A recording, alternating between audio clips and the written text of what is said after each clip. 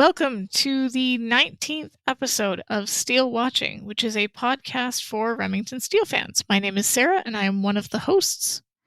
And I am Eric. I am the other host. Presenter. And I'm sorry. I couldn't. I gotta get that in there. You gotta get that in there. Had to do it. Yes. Okay. He's gotten that out of his system, I think. For the time being. And we are going to be talking about the episode Vintage Steel, which is probably one of the biggest fan favorite episodes of this show. So no pressure here. No. None whatsoever. No. Oh, okay. It should be interesting.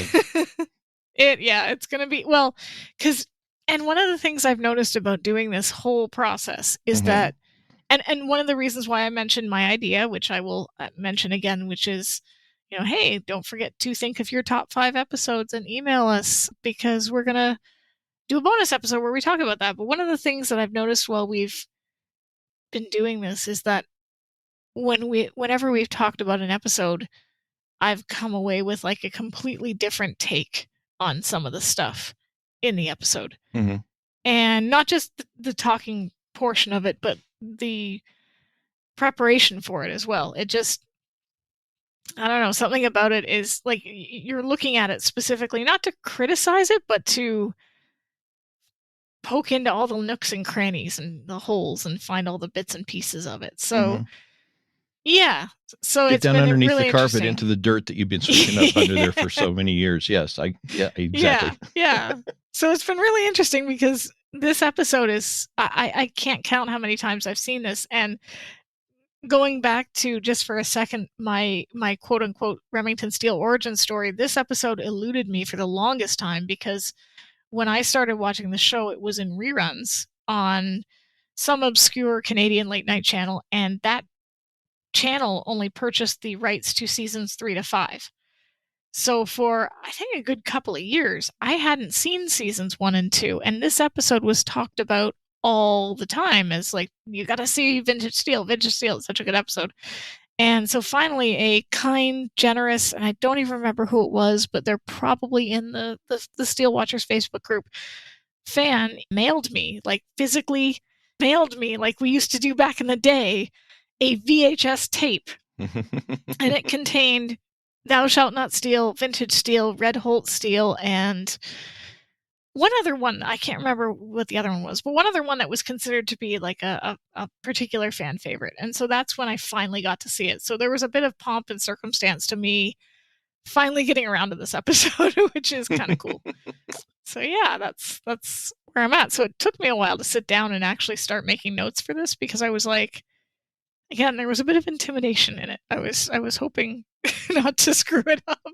And I was hoping it would be yours in the sequence, because Thanks, I knew. Appreciate that.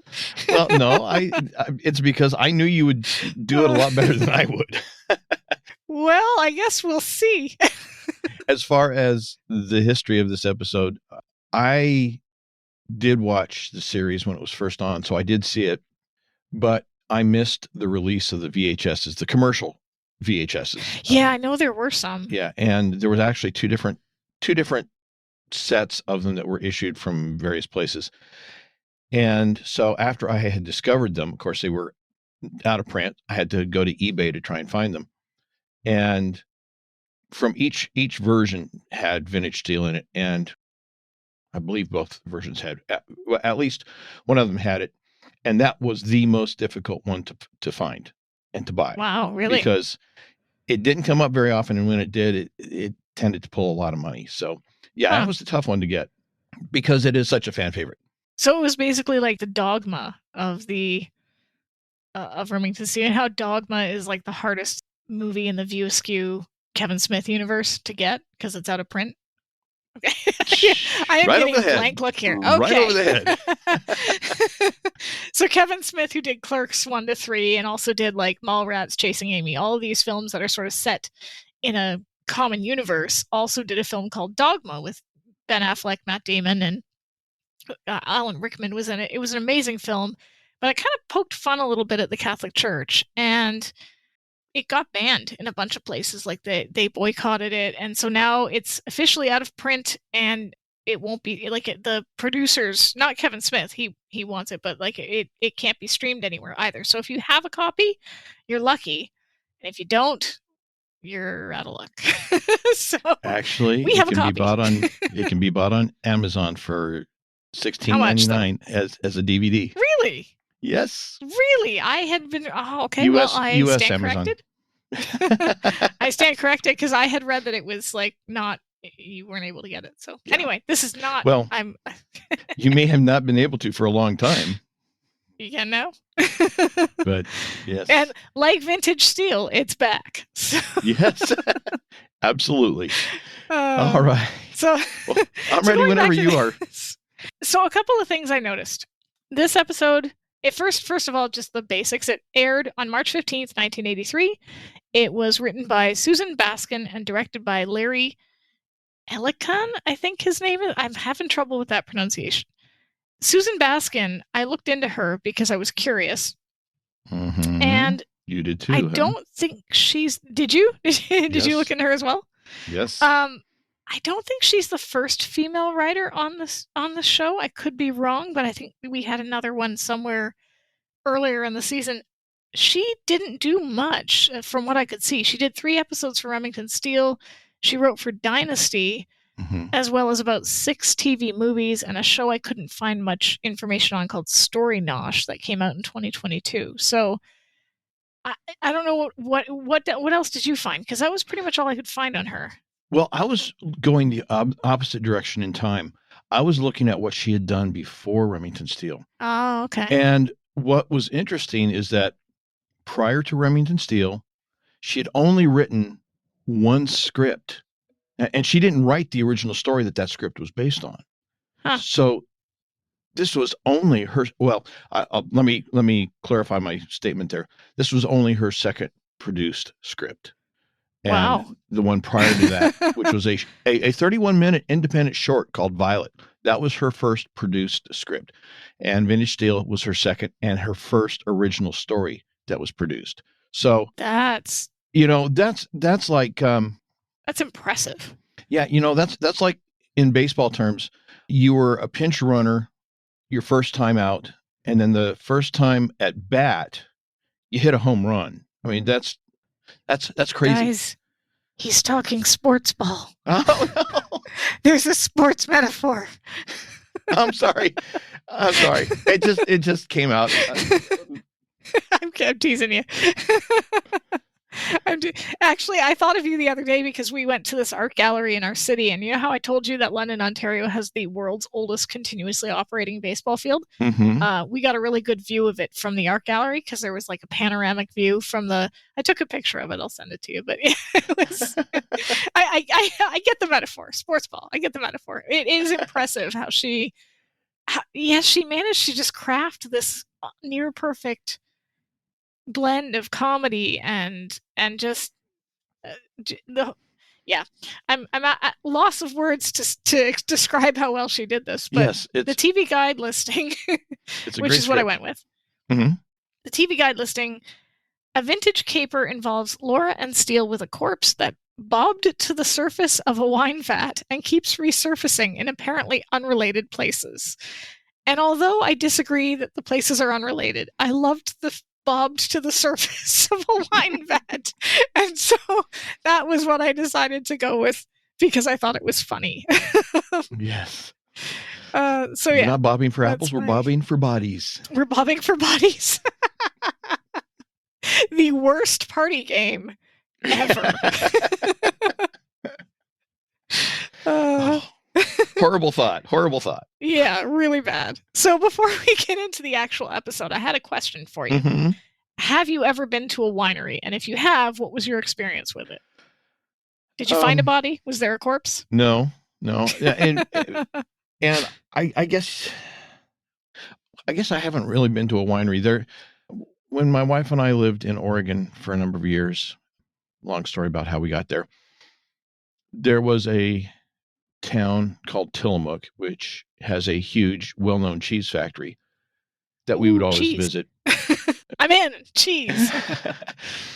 But they had this big cheese factory that was well known. But down the road, about 3/4 of a mile, was another cheese factory called Blue Heron Cheese. And my wife and I would stop in there from time to time, and they specialized in soft cheeses. And they also had a cheese and wine tasting thing. Oh, okay. I don't think it was their own winery, but they had this, you know how it is with uppity people. Well, what kind of wine should we pair with this cheese?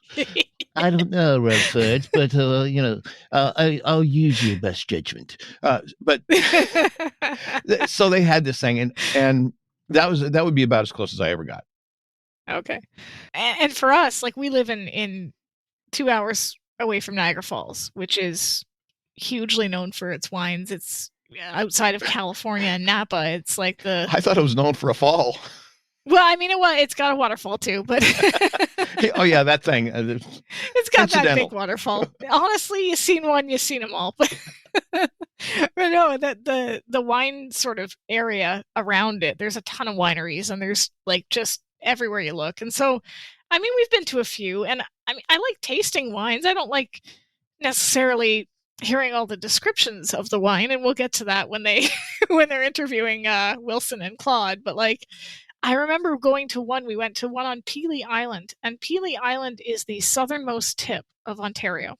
Okay. And it's actually further south than a lot of like really, really warm places. Like, it's a really interesting little place, and it's got a winery, and apparently that's all it has. And so we thought I was about 6 months pregnant, and we thought we were going to this beautiful little island that we were just going to see a lot of stuff with. And we got there, and literally all they had was a winery. That was it. I'm 6 months pregnant. I can't even taste the wine. But it was the only thing to do was to do the tour. So we did the tour, and the tour was interesting enough. But then we get to the tasting part, and I'm drinking grape juice with the kids. And Scott doesn't like wine, so he's standing there like an idiot. I'm standing there with the grape juice, and we took home a bottle of Pelee Island wine and a couple of glasses, and I vowed to try it once the baby was born. And then she nursed for 2.5 years, so I didn't get to drink that thing until she was like 3. So it was worth it. It was pretty good, but that's my wine story. So yeah, I thought that would be a fun opener to just kind of get us in the winery mindset before we get into the episode. Sure, I know what you're doing. You're delaying a little bit. All right, no, we're good. We're ready. I'm ready. Okay. All right. So we open at said winery. There's a press conference taking place that is centered around this prize-winning Cabernet. And Wilson Jeffries, who we know later to be Bankers Do It With Interest and White Belts, is taking questions about the bank potentially financing the winery. So my first question here is this news? Like, would this be a massive press conference for a wine? Especially like not just a wine, but a bank financing the wine. I could see a press conference on like the wine winning a prize or something, but like it just seems awfully serious. Well, first of all, we don't know where these press people are from. They could be from wine magazines. They could be from a local newspaper that has, if this is a significant investment in a very small community, for a small newspaper in that community, this could be a very interesting and important story. But my guess is that these are all people from the wine press. And remember, we find out later that he had a prize-winning Cabernet, and a first prize in some contest. Some wine contest. My wine can jump higher than yours. I win first prize. Yeah, but so it was a prize-winning Cabernet, and they're getting this huge expansion. So yeah, I would say that in the wine press, it would have garnered some attention, and that's probably where these people are from. Okay, well, that's fair. Although the one guy that asks the question, obviously he is not, a real wine person, because he calls it grape juice. That's an awful lot of adjectives for a grape juice, wouldn't you say? To be fair, the description of the Cabernet is a leggy, full-bodied wine with a marvelous nose, a rich ruby robe, and an almost transcendental finish. You gotta say that with an upper crust sneer. I'm sorry. I don't know if I can get British enough for what that requires, but I mean, seriously, like that's pretentious. Wine description has never really. It's one of those things where I'll always wonder if I'm the one that just isn't getting it, because I can taste, like, I can tell the difference between a dry and a sweet wine, or like the different types, like a Pinot Grigio or a Chardonnay. I can pretty much pick out the differences there, and you can taste a wine and it might taste lighter, or you might get hints of like fruit or something in it, but to pick out like, oh, there's like a hint of apple spice with just a tinge of, like, who is getting that? Who is actually tasting that? Is this a lie that we're all buying into? This is my question. Experts, and I put that in sarcasm quotes, in any field tend to be pretentious. They pretend to have skills at discerning things and differences that mere mortals, you regular peons, don't have. For us plebeians. Yes. Audio. Number of years back, probably, I don't know, 30 years ago or more, there was this whole movement away from the integrated circuit type amplifiers back into tube type amplifiers, because tubes have such a different sound. And there were actually people who wrote articles claiming that they could tell the difference blindfolded between a amplifier that was using transistors and integrated circuits and that sort of thing. They were more the modern style amps. They could tell the difference blindfolded between that, a straight tube amp, and what was called a hybrid, which was a combination of the two. And yes, we can definitely tell the difference. And not so much in testing. It was no better than just random guessing. And they could also claim that they could tell the difference between a high quality analog recording and a digital recording. So if you put on a CD, well, this is this and this is this, and it just doesn't sound the same. And yet again, in blind tests, no better than random guessing. So it's this type of thing that infects every field of interest where there's money to be made by selling the vision. Yeah. We're not selling anything real, just the vision. I think I agree with that. And it's funny just because, of course, you can still have a really good wine or a really good thing or product or what have you without making it seem like it's the second coming. Yeah. So, well, and the thing is that people who take these attitudes and, they've got to describe it in these amazing details, and it's really more about them than it is what they're describing. Yes. Yeah, they want to be at the front of whatever trend is out there. And music is big with that too. Yeah, and it's a matter of they're promoting themselves as experts because they deserve the respect of other people because they're so much more, their palate is so much more educated and understanding. But really, it's an ego thing. That's all it is. Yeah.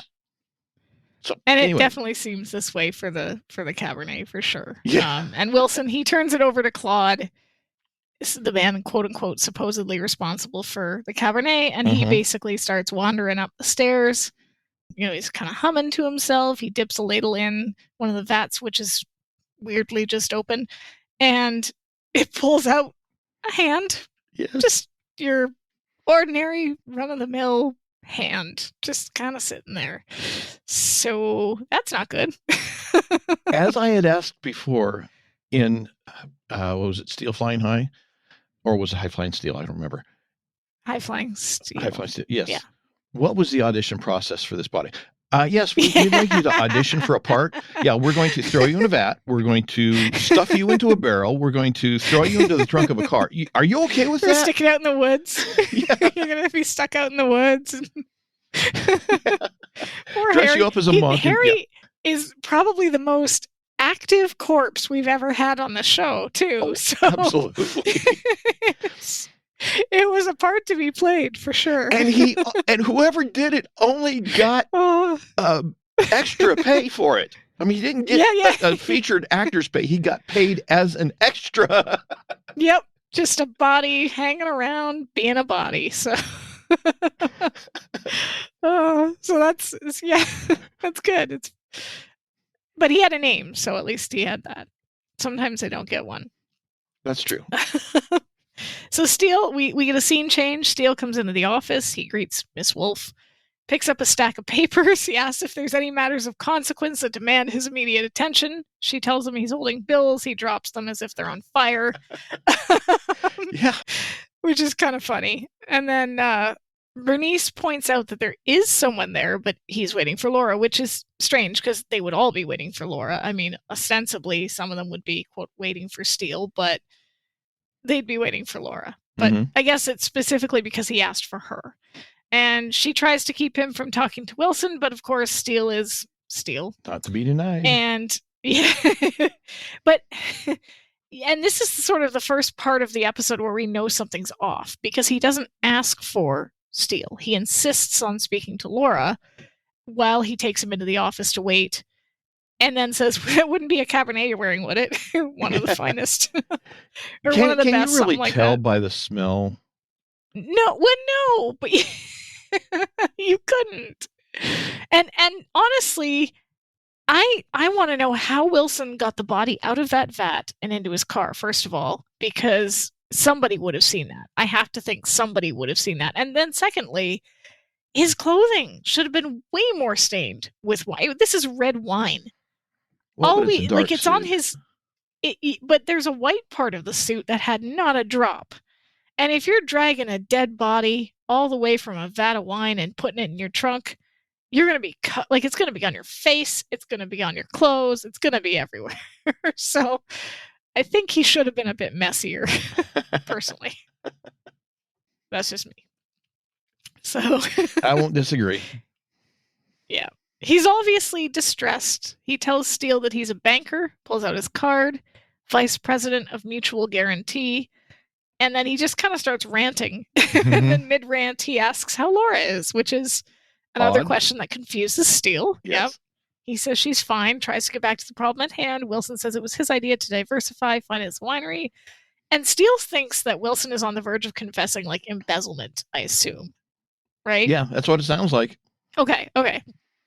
And then because he says any banker might yield to the temptation and, Wilson says, steal a body?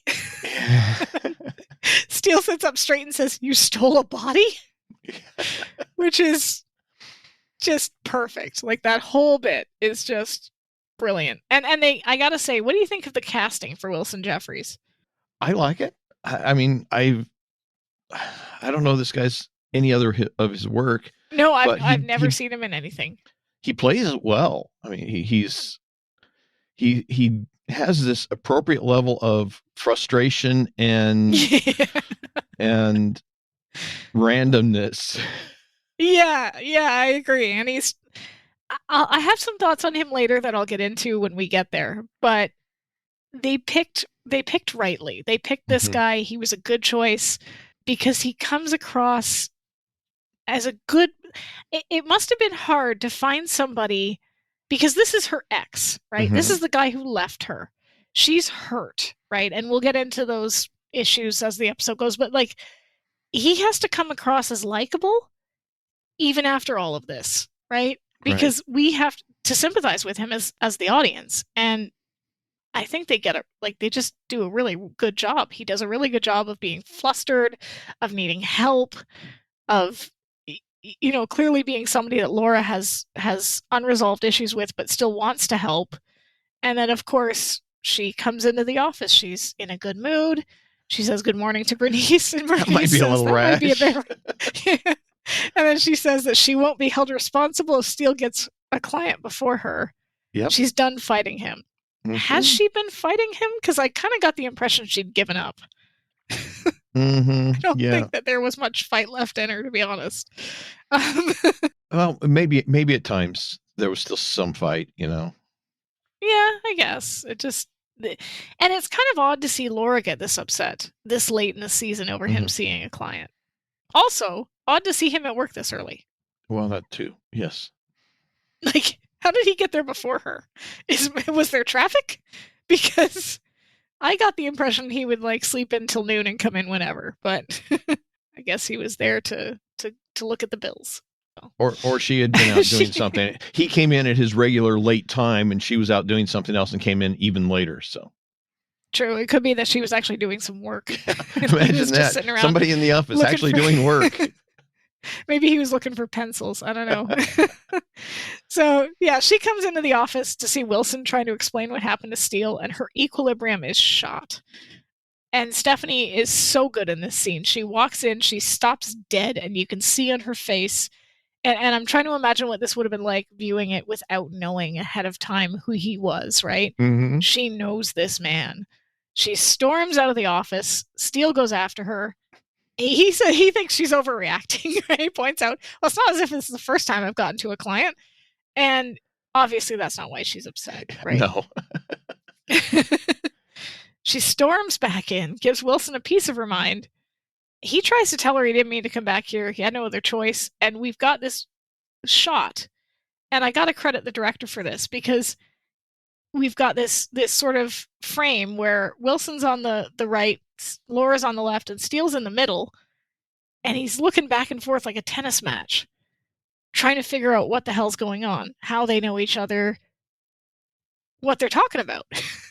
Well, in reference to your comment about the director, this framing keeps showing up throughout the episode. Yes, it does.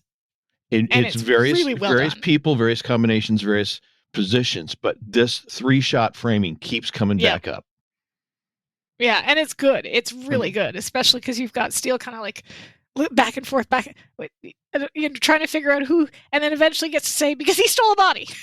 And then you stole a body? I mean, I took a body. I mean, I have a body. What do you mean you have a body? We all have. Mine's in the trunk of the car. Wilson has some great lines in this. Oh, he does. It's perfect. And that is a fantastic line. My body's in the trunk of the car. Mine's in the trunk of a car. And then that shuts her up.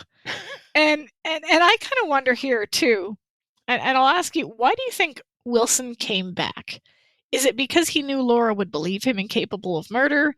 He could have gone to the police and said, listen, this is who I am. I found this body, right? Like or better yet, yet, go to her. He could have just at the vat seen it, walked over to a phone and dialed 911. Yeah.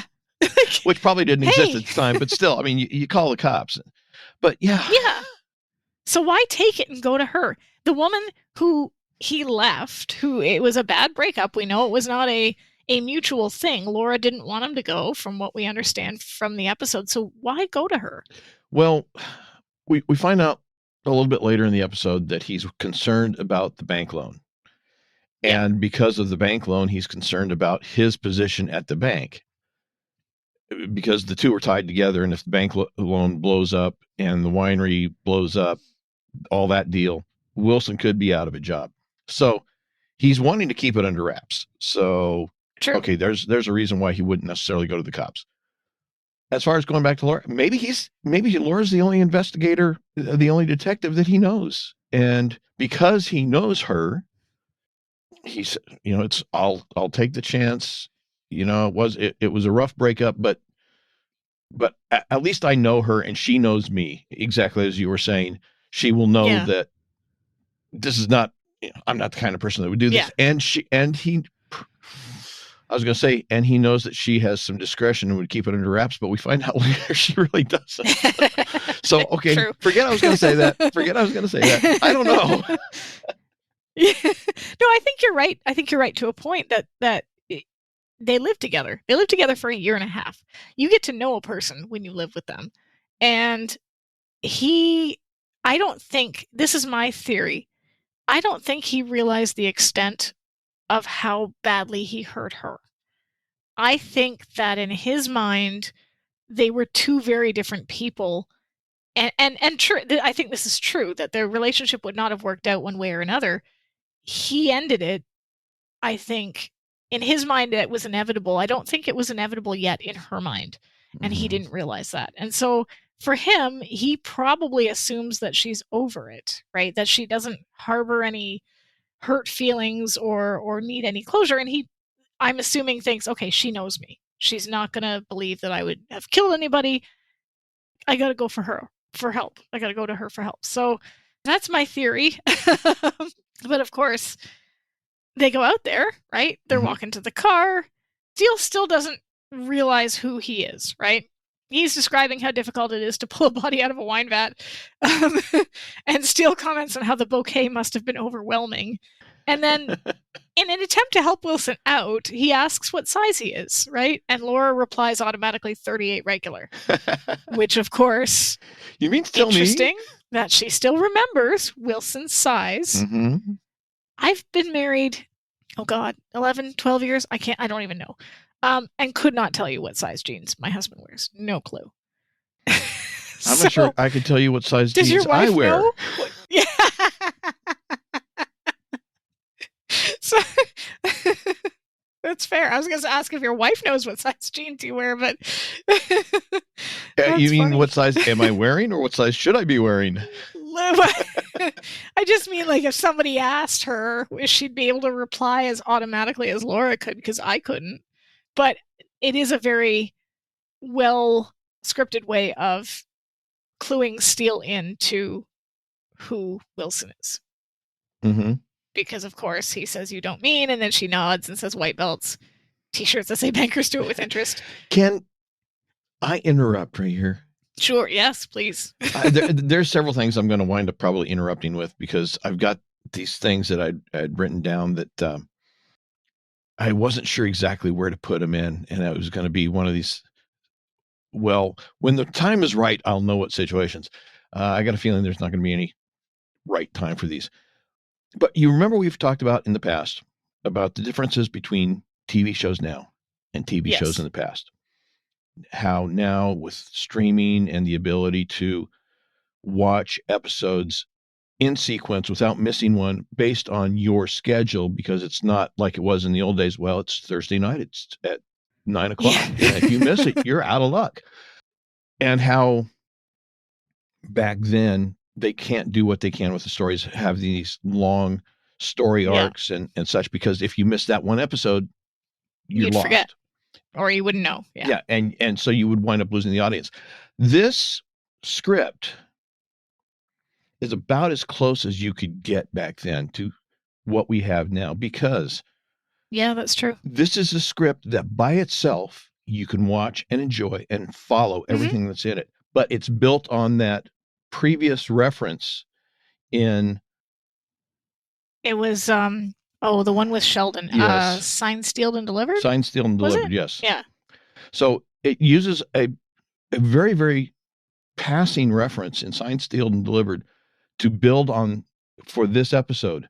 And so if you understand that, that makes this episode connected to that as part of a story arc, but it's a standalone script, and it's well written enough that, as you said, in this line here, tells you, or this short exchange tells you everything you need to know about that backstory that was suggested in that prior episode.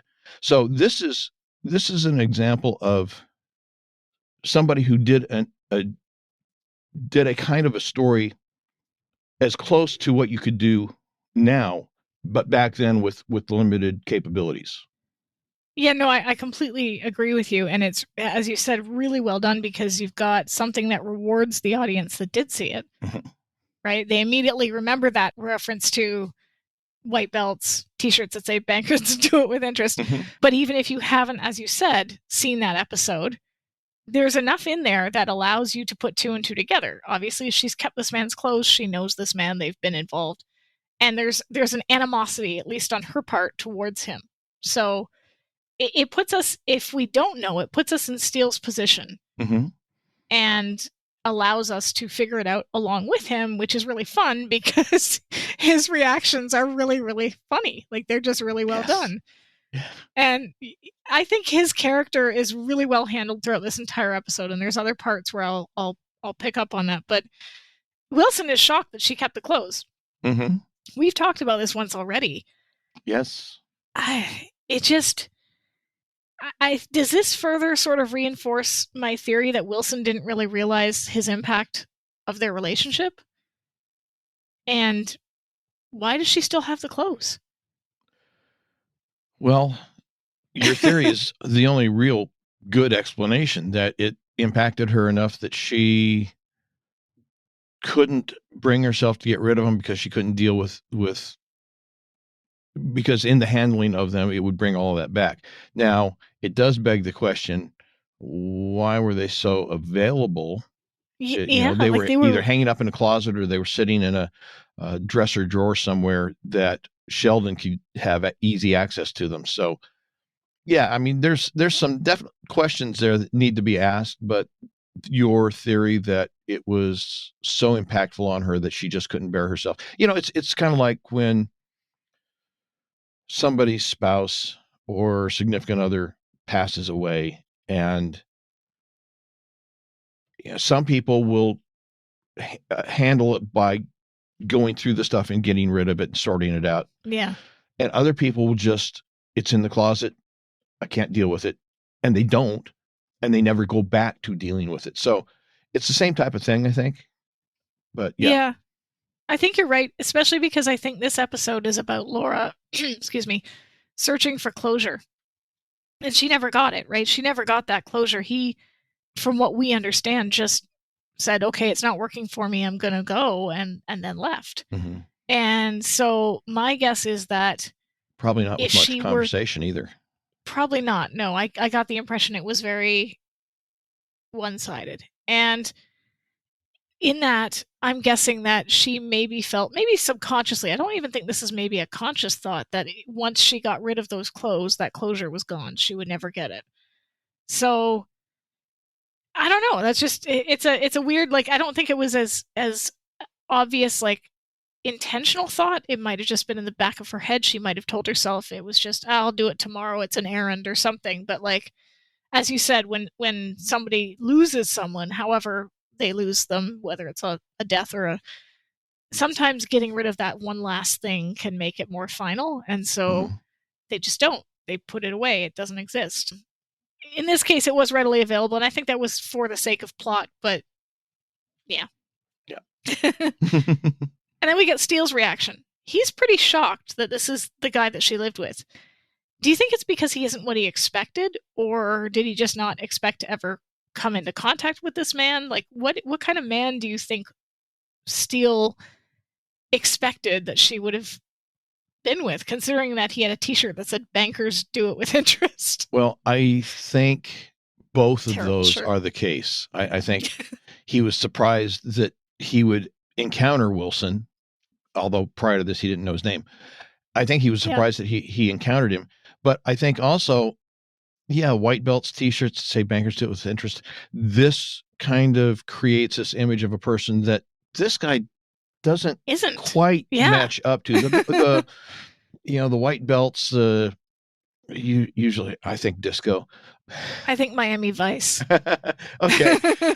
Bankers do it with interest, more of a frat type attitude. So Miami Vice meets a frat. I don't know. But obviously Wilson doesn't fit what he would have conjured up in his mind from these pieces of evidence that he had. The three things don't go together. No, and I kind of wonder if Laura bought him the shirt that said "Bankers do it with interest." Because probably. I can't see Wilson purchasing that. Did we have this conversation before? I think we did. We might have. I think we did. Yeah, I'm going back to it because it just, having seen him now, right? We've seen this guy before. I mean, yeah. Yes. So Laura insists that it's ancient history, tells Wilson to open the trunk. When he does, there's no body there. Also, that is the cleanest trunk I have ever seen. Right? And not just because there's supposed to be a wine-covered body in it, but just period. I don't know what your trunk looks like, but mine is full of stuff. Like, it has like I am fluid so for the close to getting windshields. myself into trouble right now. I am so close to Okay, do it.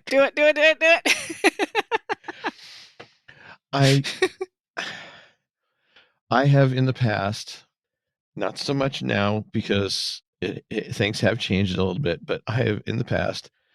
Wait. Are you about to confess you've put bodies in your trunk? Because maybe that's not a good idea, and I just want to make sure you know what the consequences could be. No.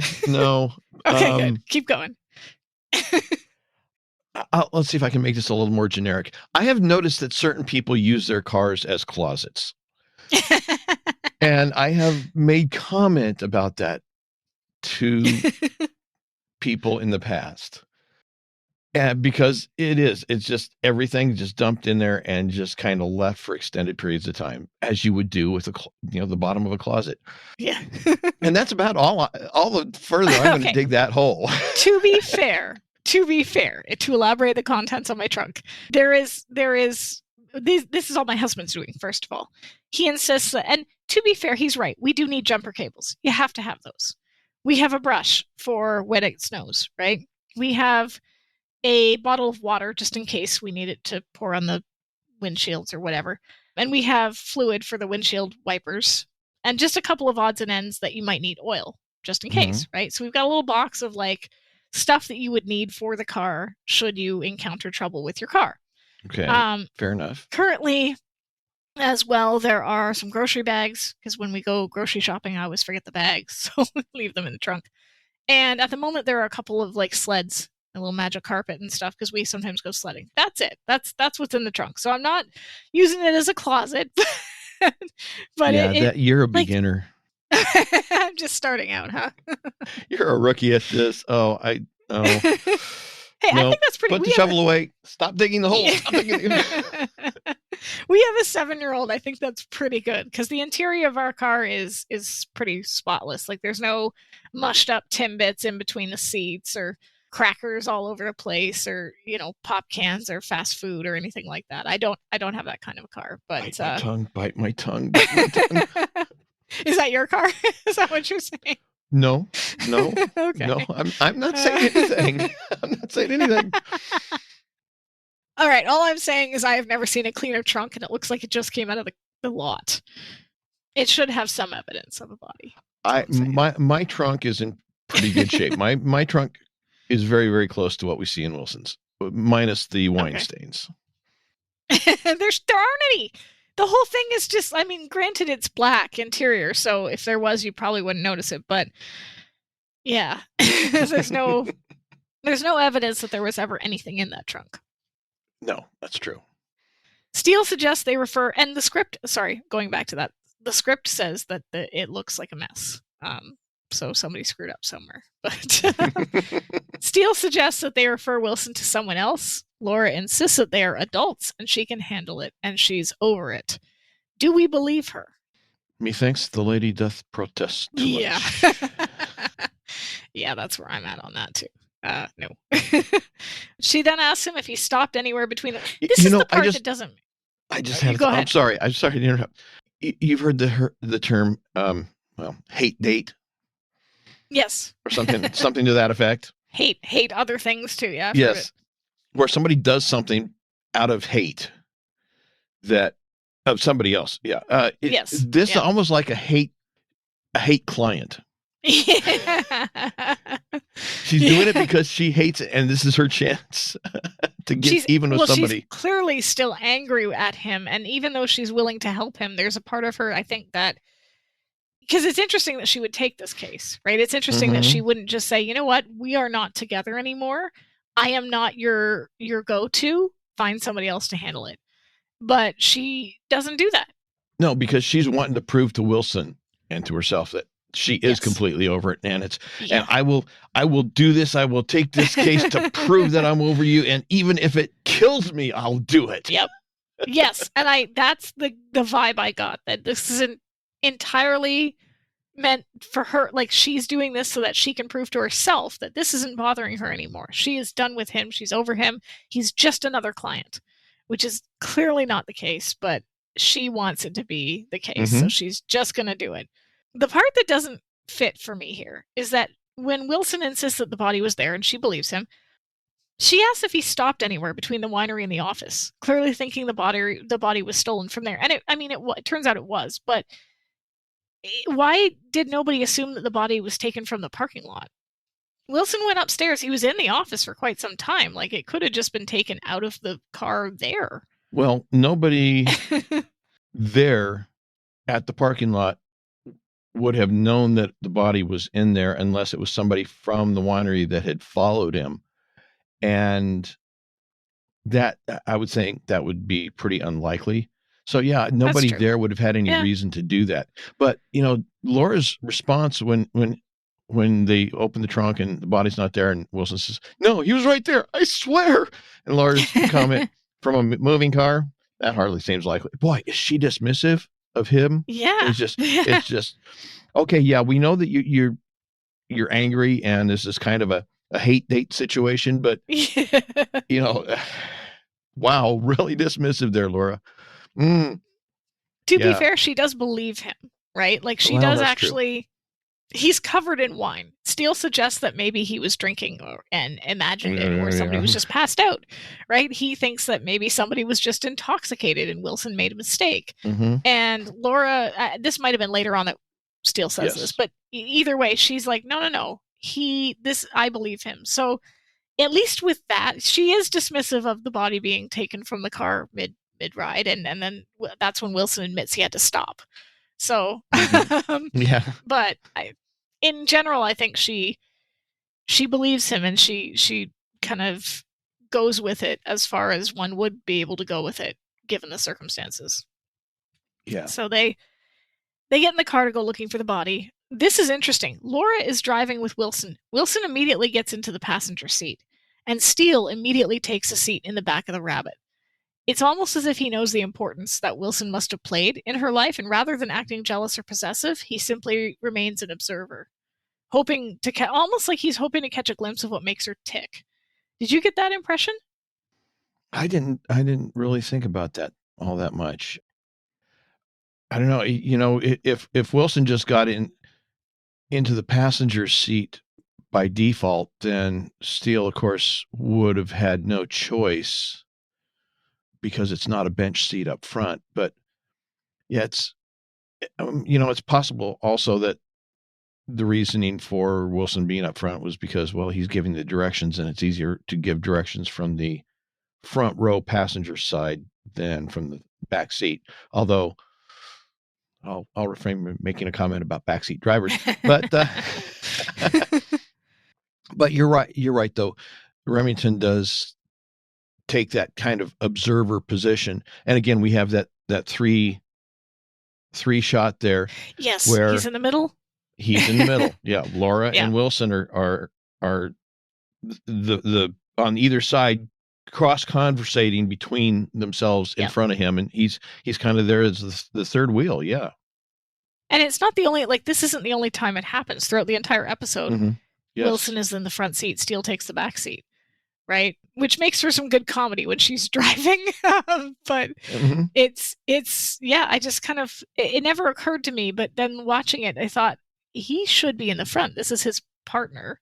And yet he doesn't even protest. He just immediately climbs in the back. And Wilson falls into the pattern. It's almost as if they're falling into a pattern as well, because they would have probably driven together hundreds of times when they were living together. And one of them would have been in the driver's seat. One of them would have been in the passenger seat. That just would have been normal sort of procedure for them, because they were together, kind of thing. So it's interesting that that's kind of where they go with this. And it's not commented on. It just happens.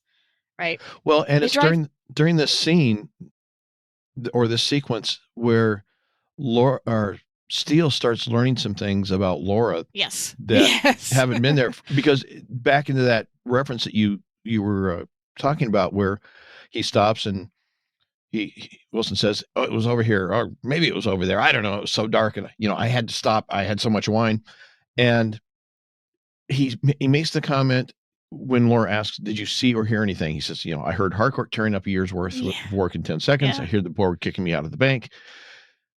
I saw the body in the vat, and I suddenly thought to myself, what would Laura do?" And her response is, "So you stuffed him in the trunk of a car and ran away with it?" And Steele Are we talking about this Laura here? Yeah. This is not the Laura he knows. Yeah. This is a totally different Laura. Yeah. And yeah. You're right. You're pointing out all the things that I sort of highlighted as well, because he immediately asks, what would Laura do, in the back of her mind? That was his first thought. What would Laura do? It wasn't even that. I think it was partly that he couldn't call the cops, etc., and that he knew, okay, she was an investigator. But I think instinctively, again, because they did have this relationship, and at one point was a good relationship, that was who he would turn to, and it sort of became almost instinct, right? And so Steele is kind of like, okay, he's watching this, he's seeing it happen, and I think that you're right, he's learning these things about her as we learn these things about her too, because we haven't seen these parts of her. So interestingly too, he's wearing a different suit. So I'm wondering if they stopped somewhere to change, because I doubt he would have fit any of Steele's suits. Steele is much taller, but anyway, irrelevant. Yeah. But and he says it's so dark now, I can't tell. It wasn't dark at all in that scene. No, it wasn't. No, I think that was that may have been a slip on the actor's part, or it may have been a last minute change that slipped through. In the original script that we have, or that I have, it says, by that tree back there, or maybe it was that tree. I can't tell now. It was so dark. So in the script, which was dated February 14, so the episode aired what date? It was March something, I think. Yeah, so it wasn't that far. March 15th. It wasn't that far from their shooting date, obviously. Yeah.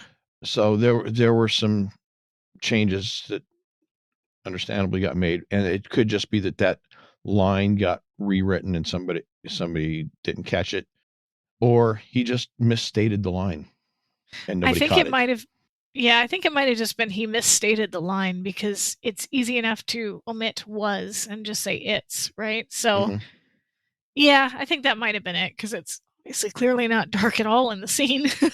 So, but yeah, you're pointing out that instinct of defaulting to Laura, and also Steele being really surprised that this is what Laura would do: steal the body and run to somebody for help. So it's kind of fascinating for him, because he's seeing this woman who so far seemed nothing short of constantly practical, and now not so much. So then we get this Alexis Vandermeer, who shows up on Arnold. The horse rears up.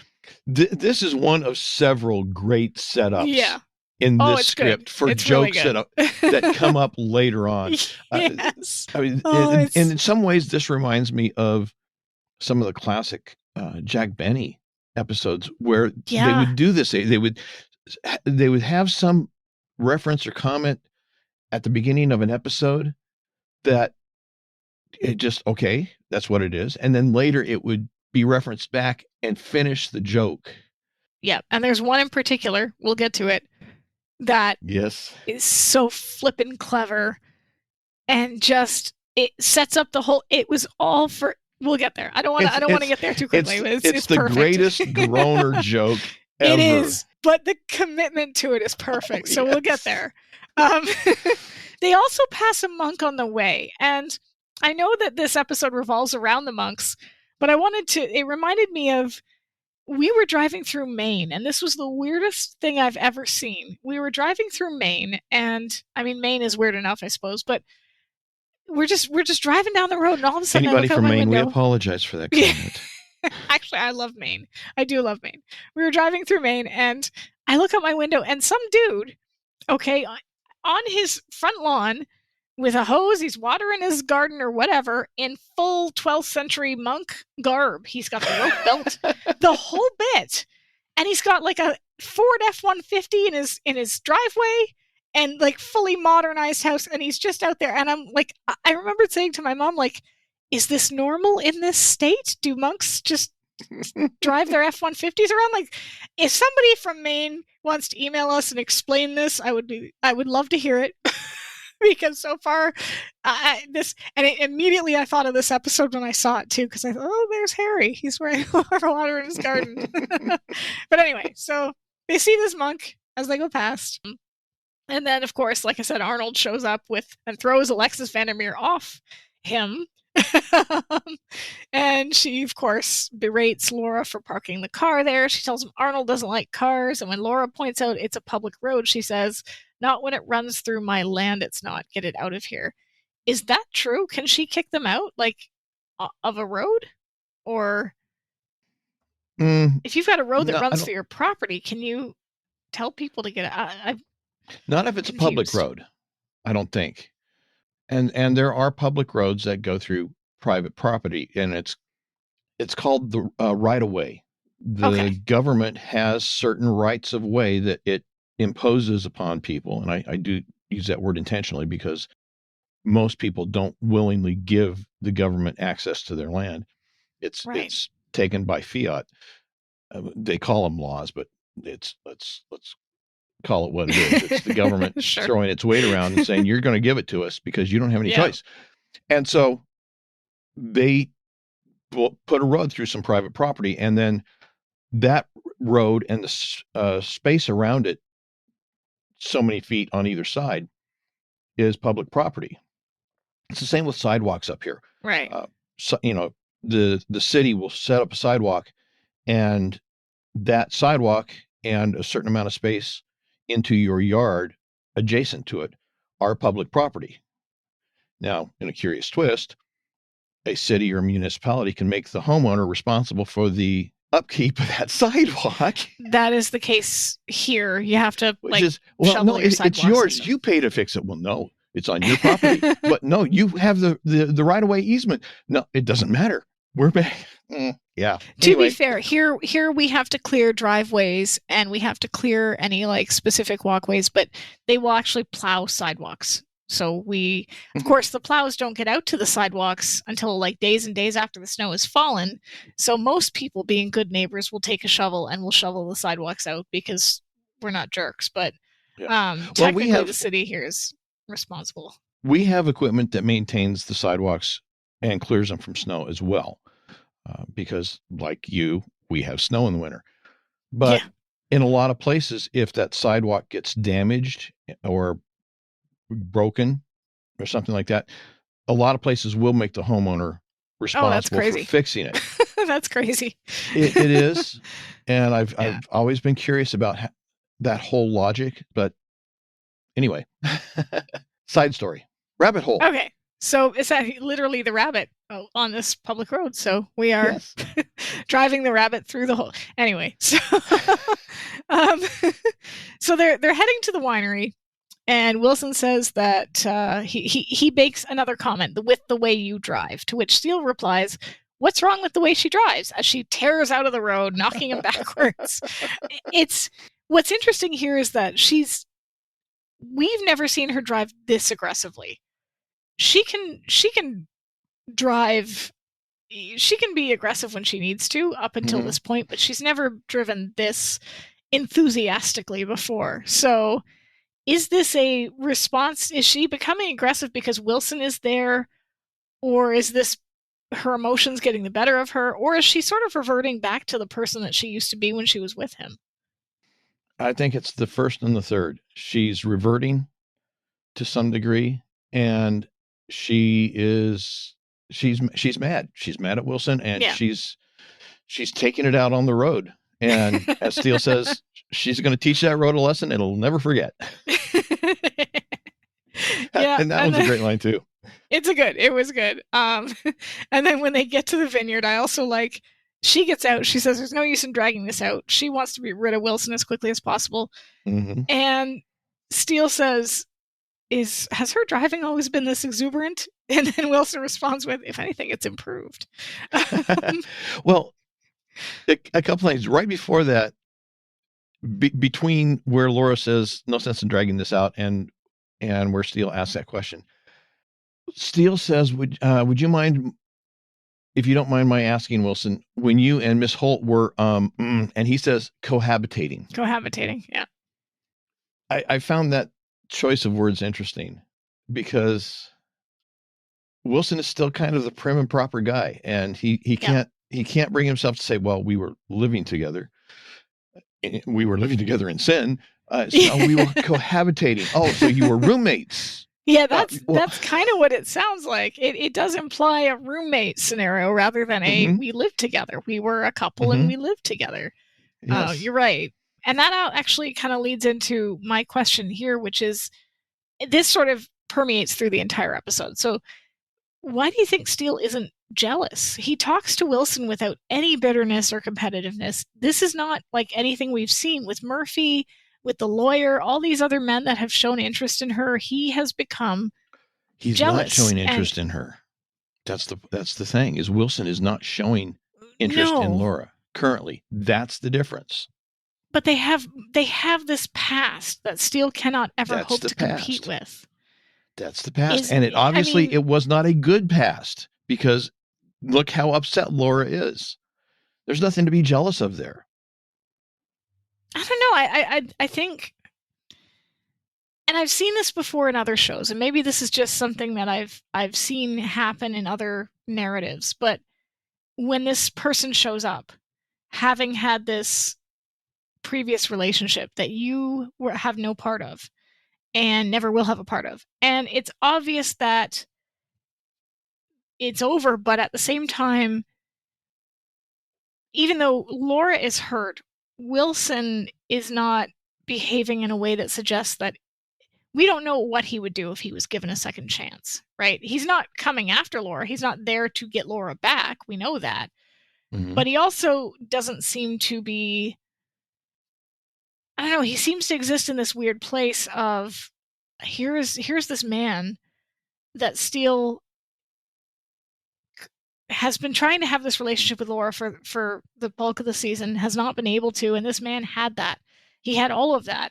Mm-hmm. And clearly it made an impact enough to hurt her deeply. And I don't know, maybe jealous is the wrong word. Maybe I'm just looking for some more sort of like, Steele is usually the guy that tries to one up, that tries to show that he's the better man or that he's the better choice or whatever it happens to be. And instead there's this almost this camaraderie between them, that they both have this interest in this woman, and there seems to be this automatic understanding that they are not enemies, that there's no sort of tension between them that usually exists in these narratives, which I find interesting. I'm not complaining. Yeah, I'm gonna stick with my theory that it's because Wilson is not a threat. That he has no interest in Laura at this time. Laura is obviously not interested in Wilson at this Oh no, time. she's She's mad. angry with him. I She's think big there's also mad. a second thing that comes up immediately after this that might play into that. And you mentioned the question. Steele asks Wilson, "Was her driving always so exuberant?" And he says, "If anything, it's gotten a little better. But I'm sure you know how she is: impulsive, uninhibited, absurdly passionate." And Yes. up to this point, Steele has been getting these hints that Oh, for Wilson sure. knows a different Laura than Yeah. Steele does. And I think part of the reason Steele isn't viewing Wilson as a threat and a challenge and not being jealous is because all of a sudden he's got this mystery he's trying to solve. He's trying to solve the mystery of who is Yes. this other Laura? This guy seems to know something about her. Yeah. I mean, he's not going to find out anything from him if he starts getting jealous and starts trying to one up him. So, yeah. True. True. And I think you're right that he's immediately seeing Wilson as a source of information. And when Wilson says that she's impulsive and absurdly passionate, he's intrigued by this. He's eager Mhm. to find out what happened between that relationship now. And where He that seems other to Laura think, is. yeah, he seems to think that that Laura has changed. And to be fair, this episode is trying to highlight just how different Laura was when she was with Wilson. But if you think about it, she hasn't changed that much. She might not be doing fan dances in Acapulco, but her actions where the agency is concerned are risk taking. Mm-hmm. Creating a fictional boss to keep her business alive is a risk. She has, hell, that episode we watched with Maury and the Mm-hmm. whole, her bit with Considine, just walking in and saying, "Hey, we know you're a mobster."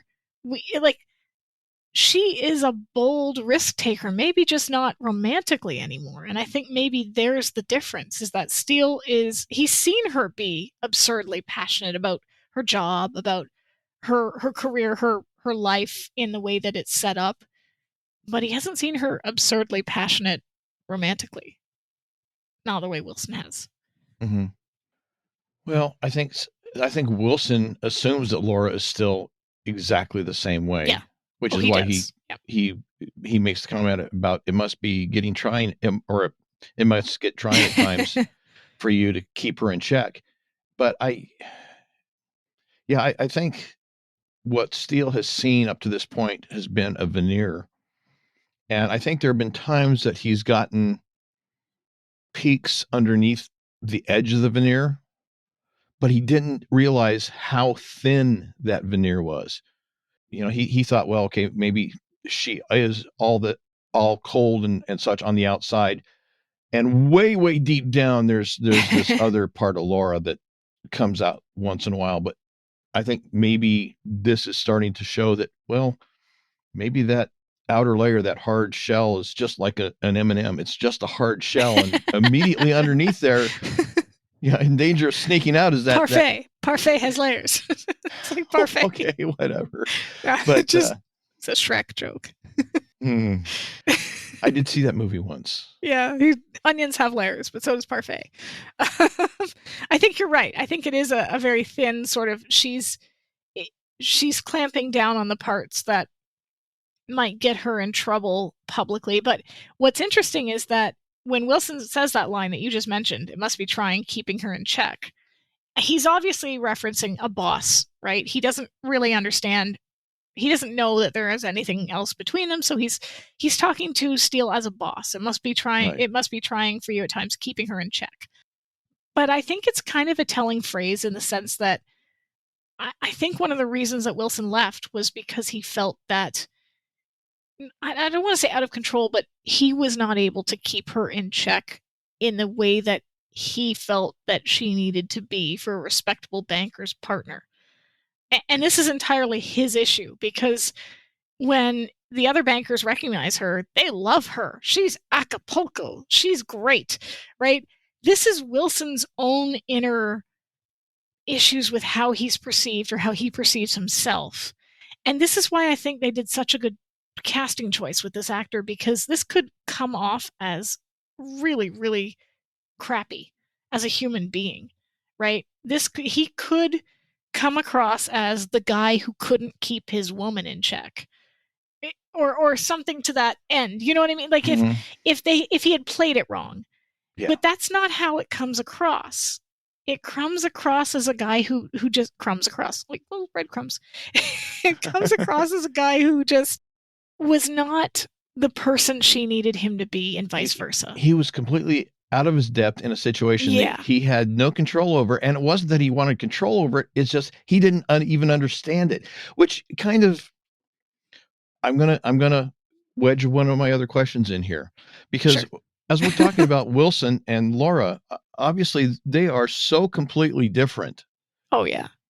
And both in an emotional relationship way and in a social way. My question was, how on the earth could two people so unalike and with so little in common even get together in the first place, much less have any sort of long-term relationship? I mean, it's just, I can't even imagine how they would have met, because she was a math major, which is in the sciences department. He would have been in the economics department for banking and business, the business school. They probably wouldn't. I'm assuming she was at Havenhurst at this point. When they met, because she was at Havenhurst for a while. Yeah, but I think there's a reference later on where he knew she was a detective, but I don't think he was. I'm not sure that she was at Havenhurst yet then.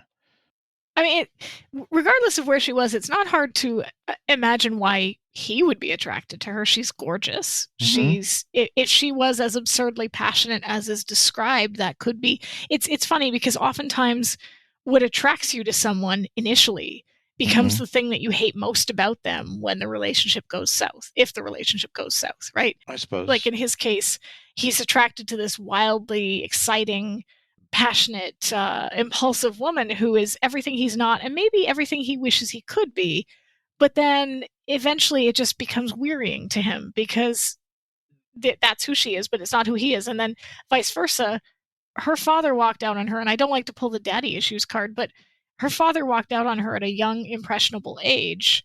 And here's this guy who seems reliable, solid, predictable, all the things that her family was not when she was younger. So it could just be that she was looking for somebody who wouldn't leave. And he did. Yeah, but I mean, I can't even imagine a scenario where these two people from such totally different social groups within a college would even find themselves interacting. You know, you could say, well, at a party, but Wilson he wasn't really the party type of guy. At least that's not how he strikes me. We also don't know how old he is. He could be older than her. And if that's the case, maybe maybe he was a bank teller at the time. She went to open an account. Yeah, you're right. I mean, it could be. It's just I imagined them meeting at college, and I was trying to figure out how in that scenario these two would have even met. There's a fan fiction there. Somebody's got to write this. Yes, that was another one of my thoughts. There's a fan fiction here. Yeah, so anyway, I want to see it. Someone send it to us. enough of my rabbit holes. Let's take control of the situation. Yeah, so they go inside. They're introduced to Claude Vandermeer, the man, quote unquote, responsible for the wine. He's worried about the way that Wilson disappeared the other night. Wilson introduces Miss Holt, and Steele introduces himself as Nigel Lindsay Woolsey, which is hilarious. One of his better personas, in my opinion. A wine critic, he claims. And of course, it makes it even funnier that they can't pronounce his name throughout the rest of the episode. Yeah, he says he's planning on doing a feature on the Cabernet, and Claude tells him he will personally give him the tour. And he says to Wilson, when you get a hold of something, you really run with it. And then Laura's reply of just as far and fast as he can, which is awesome, because it is both funny and further evidence that she's holding on to these feelings still, and she's dealing with a lot. So it's really well delivered, and it's great. And this is where I mentioned Steele kind of posits the theory that Wilson just might have found somebody who was intoxicated. Mm-hmm. And Laura insists that she knows Wilson. If he says there was a body, there was a body. And of course, that's when Claude presses the button. We can see Harry's arm over their head as it kind of comes across the little thing. The thing about that scene, and I made this in my notes, is that that isn't in there. What they have in the script is that Claude starts his dissertation. Yeah. He steps around the machine, continuing his talk. Laura and Remington drop back and converse. And so then they have the two sets of dialogue, Claude going on with his monologue, and then Laura and Remington's dialogue. And then it says, but Laura and Claude don't get to finish as the body comes flying down off the conveyor belt in a way that would make Hitchcock smile in his grave. But there's absolutely nothing about him pushing the button. And from the top of the screen, you see this arm just kind of drop down. Brilliant directing. And whoever came up with that idea, awesome. It had to have been done on the set. It was brilliant. Yeah, it is. It's just one of those moments where you're just like, that was a genius decision, because it's so funny visually. Mm-hmm. It's just hilarious, and you get this whole picture going on of what's happening, and it's just awesome. And then of course, like I said, he slides down there and Claude says, who is it? And Laura says, you don't recognize him? And Wilson says, oh, it's the same one, all right. And just from the trunk of my car. You recognize him? Well, just from the trunk of my car.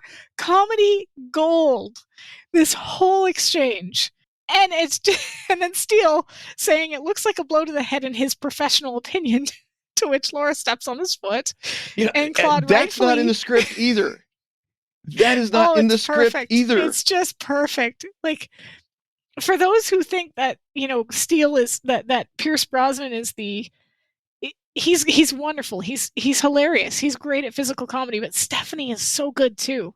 And she just has these moments that are so subtle and so brilliant that you just kind of have to go like, they knew what they were doing with her. Like they knew what they were doing. but that bit where she steps on his foot and his elbow drops off, you know, and his head jerks down. Yes, you're right. Great physical acting. And again, whoever thought of that in the moment or whatever it was, that was another great addition, because it, like I said, it's not in the script. No, and it's perfect interplay between them, because then Claude says, since when does a wine critic have an opinion on bodies?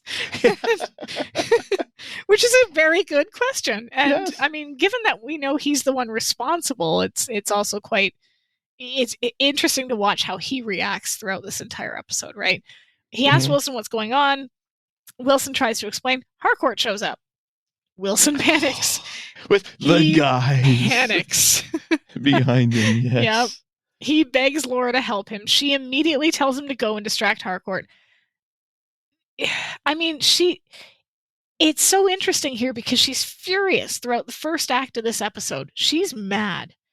And yet she still immediately helps him anytime he asks. No questions, she just kind of like, it's almost like she pushes those emotions into a little box and says, here's the problem ahead of us. How do we deal with it? Yeah, and then we'll deal with the anger and the betrayal and all that later. After we're out of this mess, we'll take care of the other mess. Yes. Yeah. So then we get them desperately trying to stuff Harry into a barrel. They can't seem to get his arm to go down. And so Wilson and the board come upon them, and Laura has taken Harry's arm and wrapped it around her, which is possibly one of my favorite moments of the entire show. Just that image. Did you notice the length of... That's supposed to be Remington Steele's arm. No the length of his arm. He's got to be an orangutan. I mean...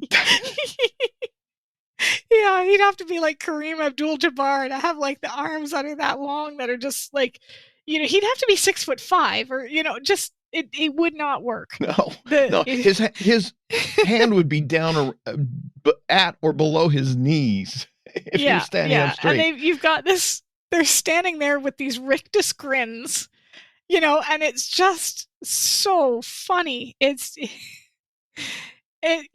perfect. And then you've got, they come in, Wilson introduces Steele, but calls him Nigel Woolly Lentil, which is hilarious. Harcourt says he's never heard of Steele, and Steele replies that he doesn't publish much in the colonies, which is also hilarious. And then, of course, Harcourt does recognize Laura, can't figure out why, and Wilson becomes visibly more nervous. So this is a really good scene because there's all sorts of things going on. There's the physical comedy with the arm. Yes. Every time they move and have to remind themselves, oh yeah, the arm's around the waist. And she lets go and the arm drops and has to grab it again. Yeah. She has to grab it. And eventually they start to walk away. Harcourt is still shooting suspicious glances back at Steele and Laura. They're standing there with those frozen grins on their faces. And of course, this is where Steele, but after they get Harry in the barrel and they're rolling him out, Steele, this is where he dubs Harry, right? He says, that's the trouble with Harry. And she then asks, who's Harry? And they both say Paramount 1955. So we now get Harry. I mean, it's not his name, but it's his name for the bulk of the episode. That's how we refer to him. We refer to him, yes. It's the visual, or the episode shorthand for the body. And so just as he's explaining the plot of the film, Alexis Vandermeer shows up, makes a joke about how students of nature know nothing about wine. And wow, what do you think about having a mother like her? Would that drive you to murder? Alexis Vandermeer. Oh, then you're his mother? I'm afraid so. Yeah. Oof. Someone had to teach the poor creature how to make wine. Like, she's awful. She's just later we awful. Find out how awful. Oh yeah, when he explains that she like sabotaged his lemonade stand. Like, who does Scratch that? the sugar, double the salt. Jeez. Pull the funnies out of the newspaper. What a horrible person. Like, she should get together with what's her face from Stealing the Show, Veronica Kirk. I think they they could probably get along real well if they didn't kill each other first. Yeah. she just seems to resent him so much. And you'd think that a mother would be happy. She's not wrong about the soil. Obviously, that's not his Cabernet, and he wasn't able to make a go of it the way he wanted to with this winery. But if, say, for example, it was his, you'd think she'd be happy for his success. She is, I was going to say, she's almost rejoicing in his failure, but there's still this element of disgust underneath it. So it's kind of a, it's a weird combination of things. And it's almost like she wouldn't be happy unless she could criticize him and complain and put him down. Yeah. Yeah. And yikes. So then, of course, it's a wonder Claude didn't kill her instead. Right? Like she'd be next in the barrel. So yeah, she warns him that the cask will draw flies in the sun. They roll the cask to a more secluded spot. She comments that Claude and his mother seem to have a, quote, thick and stormy past. And this is where Steele takes it upon himself to ask if that same statement applies to her and Wilson. And she kind of says that they were together a year and a half. It ended. Steele says badly, and then immediately apologizes for prying, which is interesting. He's very delicate with her in this situation. Right? Like she's emotionally distraught. She's upset. She's angry. I think there's two things going on there in his mind. One being that he doesn't want to make it any worse for her. And then secondly, he doesn't want to step in front of the line of fire. True. Yeah, she's true. It's interesting when he says badly, because I think that part is sort of self-evident, but you think?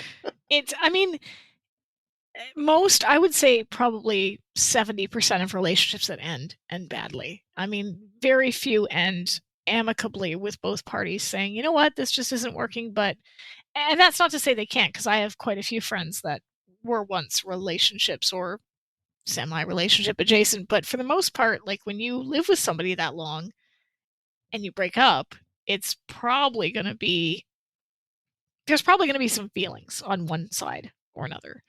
But Steele has never had that experience. So I think he's always been the one leaving. Yeah. Part of it is maybe him trying to understand, right? And then she says that we both have secrets and the reasons for keeping them, which is still his philosophy, and that until they're ready to break with tradition, they're going to leave things there. So it's interesting. Steele does not press for more information. I think that's maybe right, that he doesn't want to get into the line of fire. So he's just like, you know what? We're good. We're going to leave that there. Here's where we're going to stop.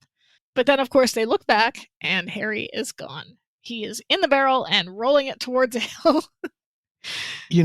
Can I make a comment about that sequence there? Many people have noted that if you watch carefully, you can see an arm come out from behind something there and roll the barrel backwards to get it started going downhill. And I think a lot of people have contended that was a oops. It was something that wasn't supposed to be seen. Right. And I'm not sure. For a long time, I agreed that was probably a mistake, that it wasn't supposed to be seen, but I'm starting to wonder if that was actually supposed to be there. Somebody had to push it down. Yeah, because the ground underneath the shed was pretty flat. It wouldn't start rolling on its own. No. Somebody wanted to get Harry out of there. Well, and also the barrel was upright. Mm-hmm. It wouldn't. So it would have to be tipped and then pushed. Yeah. So somebody did that intentionally, and I think this was just a very subtle bit. It's good. That somebody actually did this, that it wasn't a mistake. Somebody was actually trying to get that barrel away from them, and this is how they did it. Huh. Yeah, I don't know. It's a point that can be argued either way, but I'm like I said, I used to believe that it was a mistake, but I'm starting to reconsider that. I'm going to have to go back and look at it because I never noticed it. I was just, I was focused on their conversation and I guess never saw it in the background. So I'm going to have to go and check. But yeah, it rolls down the hill. They run after it and they run into Werner Schumann, who, the wine owner next door, essentially the German wine owner. What, German and Yiddish? He's obvious. He's Germanic. You can tell this from his accent, Yeah. and he calls his grapes his Liebekinder, which is German for dear children. Yeah. But then he calls Claude a Stunk, which is a Yiddish term. Huh. And I'm a little bit confused because I didn't think that Germans typically used Yiddish Well, he could be terms. Jewish. There were a lot of German Jews. Well, that's true. Germany. That's true. Yeah. It was kind of a weird juxtaposition in my mind. No, I agree. I agree. Yeah. But yeah, you're right. He calls it his dear children. He's jealous that he's been trying to grow his grapes for 30 years and has not had the same success that Claude supposedly has had with this Cabernet. In the same soil, under the same sun. And this stuck. And then he kicks the cask, of course. And we see Harry's arm. The top pot falls off, yeah. Yeah. They're scrambling to get him back in. And of course, they have to then roll it up the hill. And I have to point out, a dead body would weigh it would be a lot harder to lift and move a dead body around, because you've heard the term dead weight, right? It's literally just 100 and however many pounds of complete dead weight that you're having to sort of manipulate and move. So that would be difficult. So they, back inside the vineyard, Harcourt and the board are, 9 sheets to the wind. And they're singing Loué Loué. And I'm wondering, how'd they get the rights to this one? Because this isn't taken out. Whereas Laura wasn't allowed to sing Satisfaction in Hearts of Steel. So what happened? Yeah, that was a question I had as well. The only thing I can think of is that the rendition they sing is so bad so that maybe somebody didn't recognize it. Or, it was a 1960s song by the Kingsmen, and I'm trying to remember. It was basically I think at this point in their probably very short career, the Kingsmen were a garage band, and I've heard this song before, and it's almost like it was recorded literally in their basement on a portable recorder with just one guy holding the mic up in front of him. It's probably the worst possible type of recording scenario you could imagine. And for a long time, there were a lot of discussions and controversies about what the lyrics really were, because the recording was so bad. So I guess I can imagine where it was actually put out on a small record label, and the rights, what they had to pay for the rights on this was just so insignificant that it just wasn't worth fighting over. And yeah, the fact that it was left in. The other aspect of it is that they probably had no choice, because the way that this scene was set up, you couldn't really take that out. True. Yeah, it would be really difficult. Interestingly enough, that song, I have only ever seen that song in media sung when somebody is drunk. Literally only. They're singing it here. There's a Buffy episode where there's a spell put on chocolate, and it causes all the adults to act like they're teenagers. And so the teens, they go into their club that they normally go to, and they see like all of these adults wasted and acting like teenagers. And there's a bunch of men on stage shirtless singing this song. And I think Buffy or Xander says, somebody needs to call a doctor. And Willow says, I think that is my doctor. And he's on the stage doing the drunken rendition. So I've only ever seen this as a drunken rendition in movies and television, which I find rather funny.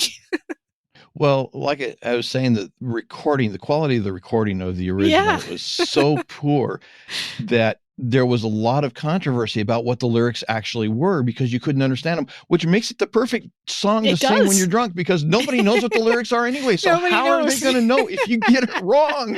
And you can just mumble anything. It's going to sound exactly like the record. Yeah, pretty much. Yeah, that's a good point. So we've got Wilson trying to keep them happy. Claude, Laura, and Steele are all sitting there guarding Harry, which again, you've got this 3-shot of them in front of the barrel. Laura suggests that someone's using Harry to sabotage Claude's deal. Claude asks if they found out his name, and Steele says it's more endearing than accurate. So I'm assuming at this point Claude knows he's not a wine critic. Because otherwise, figured it out. Yeah, he's probably figured it out. And then Steele asks if Werner could be responsible. Claude says it's not likely, and then suggests his mother might be the one responsible, which is interesting because he's the one responsible. So, well, but he's obviously trying to throw her under the bus. He must have had a previous job as a Greyhound driver. because he throws her completely into the bus. For sure. Like And this is where he talks about the key to good lemonade is to scratch the sugar, double the salt. The paper route took the funnies out. And this is where that first joke pays off.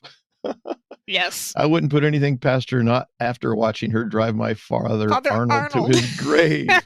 Your father's name was Arnold? And there's nothing said about it beyond that. We get the joke, the setup is there, we get the joke, and then it's just, we're sailing on by, and it's brilliant because it tells... Stephanie did some great face acting there. Oh, yeah. Your father's name is Arnold? Okay. That explains a lot, like a lot. Yes. So yeah, it's good. This is it's a very telling thing that she's named her horse that she seems to hate after her dead husband. Yes. And then, of course, a minute or so later, Harcourt and the boards stumble into the room, clearly looking for more wine. Laura and Steele are standing in front of the cask. Harry's inside it. Harcourt compliments Claude on the wine, sees the cask, zeroes in on it, and then Claude tries to mitigate the situation. He offers to get them a different batch, saying that cask hasn't aged yet, and Harcourt responds with, "Nonsense, I like them young," which... I hate that line. It's creepy. Yeah.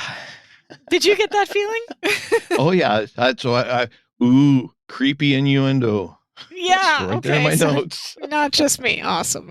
Steele tries to distract him by claiming the batch is botchatized, which is quick thinking. Well, it doesn't. How did he pull that out of his back pocket? Because he's absolutely almost right. Yeah. Because botrytized and that thing. Ladies and gentlemen, the rest of this podcast will be Eric trying to pronounce the word botcha to whatever it is. He says it's a fungus found in certain grapes, and he makes it sound like it's a bad thing. But I did a little bit of research on it, and botrytized wines are wine specialties made of overripe grapes infected by the Botrytis cinerea with the form noble rot. And due to the particular characteristics of the noble rotted grapes, these wines have many characteristic features, including higher or lower residual sugar content and a unique aroma composition. Besides the traditional wine types, noble rot is increasingly utilized in making newer, sweeter wine styles and straw or pasito wines. It's actually being used to make wines. It's a good thing, apparently, but he makes it out like it's a bad thing.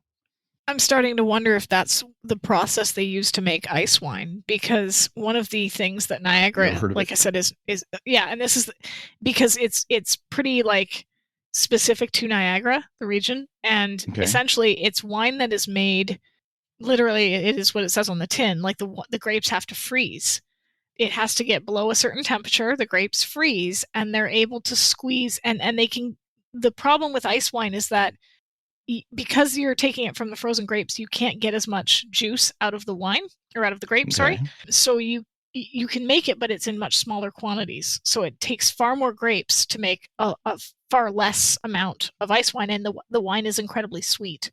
It's extremely sweet to the point where it's called a dessert wine, essentially, and it's expensive because, of course, it takes a lot of grapes to make a tiny batch, right? And so literally you'll probably only ever locate it in Niagara, maybe a couple of other places, but I'm wondering if they use that process because the wine is very, very sweet. Yeah, I don't know. But I found it, first of all, fascinating that he just happened to have this in his back pocket and just whip it out there and here and have the real words. I thought he was making them up, but they're real words, they're real terminologies.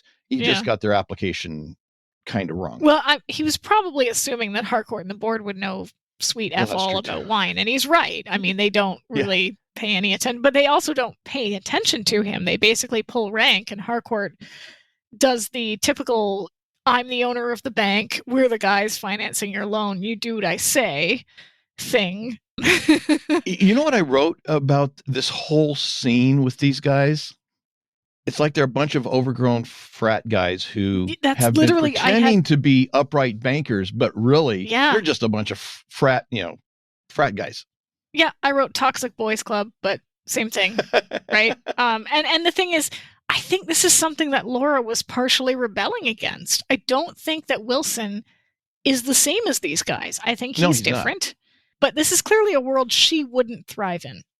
Banking Which conventions. Laura? Are you talking the current Laura or the past Laura? I think the only way she would thrive in it is by pushing the envelope.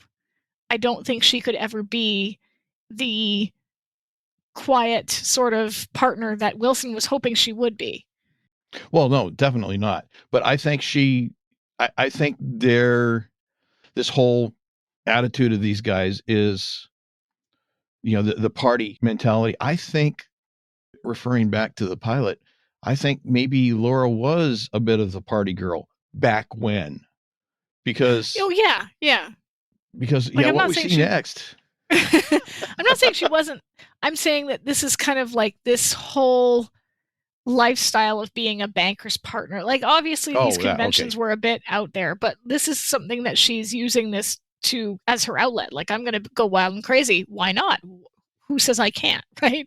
And immediately she decides this is what she has to do. So she jumps onto the cask, placates Harcourt by flirting with him, telling him that Claude wouldn't want him drinking anything but the best. And immediately something snaps into place. Harcourt figures it out, right? It's interesting. It takes him until he's wasted. Her. Wilson, it's her, isn't it? Acapulco! And Laura, initially, she looks terrified. And she laughs as if she's fondly remembering the situation, tries to deny it, and so does Wilson.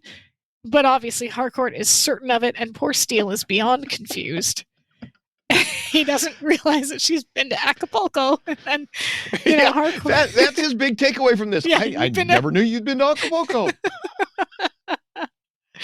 And then, of course, Harcourt explains the fan dance on the bar, where the dance was big, and she confirms that the dance was big and the fans weren't. Yes. So, upon absorbing this, Steele gives her a hilarious look, as if trying to picture the fans. They go over to her, they lift her off the barrel. Evidently, they see her as the same party girl that Wilson brought to the convention, and Laura plays along. She allows the men to lift her. She laughs. She decides to use this to distract them. She tells Steele that she wants him to forget the next 5 minutes of his life, and then turns to the men. Yes, and my line here is, once again, Laura's impulsive nature saves the day. Yeah. She is a well-practiced flirt and tease, and begins a very slow strip tease. I love her. Kicking anything you catch, you keep. And kicks off her shoe. And Steele catches it. Yeah, and what does that remind you of? Still so confused. What does her kicking that shoe off and Steele catching it remind you of? Oh, there is something that it should remind me of, but my mind is blanking. Help me out here. The bride throwing the garter. That's okay. I was trying to think of a movie, but yes, there is very much he catches the shoe. Anything you catch, you keep. So, but the tradition of the bride throwing the garter is that whoever catches it is the next one to get married. This could be a very weird passing of the torch. You're right. I just never thought of it that way, and now my mind is now blown. So thank you for that. Yeah, and she rips off her tie, she throws around Harcourt's neck, she runs toward. This is all poor Steele. He's standing there just baffled, and she takes off running, dazed and confused. The men take off running, yelling Acapulco as they chase her. And Harcourt spots her between barrels, and he can't get between them because he's too fat. He's too big. But here's what gets me. Okay, here's the thing that confuses the hell out of me. Steele follows her. Why? Why does he not clue into the fact that this is the time for them to get Harry out of there? Like, he doesn't go, like, she's obviously distracting the board so that they get away from the barrel, and he follows them. Like, is it like a siren song? She's just drawing them up. This is a part of Laura. This is a Laura that he's never seen before, and he's fascinated by it, and everything else is just shoved out of his mind. True, yeah, and this is brilliant. Like, you're right, she tricks Harcourt. He can't get through the barrels. She's she's popping up in front of people. And she's laughing. She's having a great time. She's down to her, I called it a slip, but the script calls it a teddy, but undergarments of some sort. And then she, he comes up and he says, I admire your zeal, but you don't have to do this. She laughs and says, it's okay. I can handle them. Right. She's having fun. Kind of in a weird kind of way. She's having fun. Yeah. It's one of those things where she was forced into it and she wouldn't have probably done it otherwise. But now that she's doing it, she's heart and soul into it. Yeah, because I actually had a bunch of questions, but you kind of summed up the answer to them, because I said, why do you think she chose this method of distraction? Was it just because the men were drunk? Was it because she was still angry at Wilson for leaving her over this sort of behavior and wanted a bit of revenge? Was she genuinely enjoying it? Did she want Steele to see a glimpse of who she used to be as a way of testing the waters?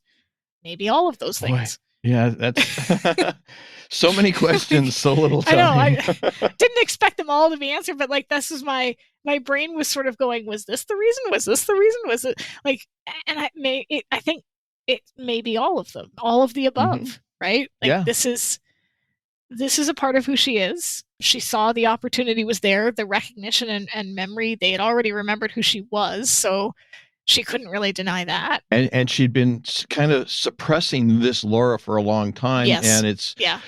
And it's one of those, it's like we've talked about before, how when you're drunk, you can say things that you wouldn't say otherwise. Yes. And then you can deny, you have plausible deniability. Got it right that time.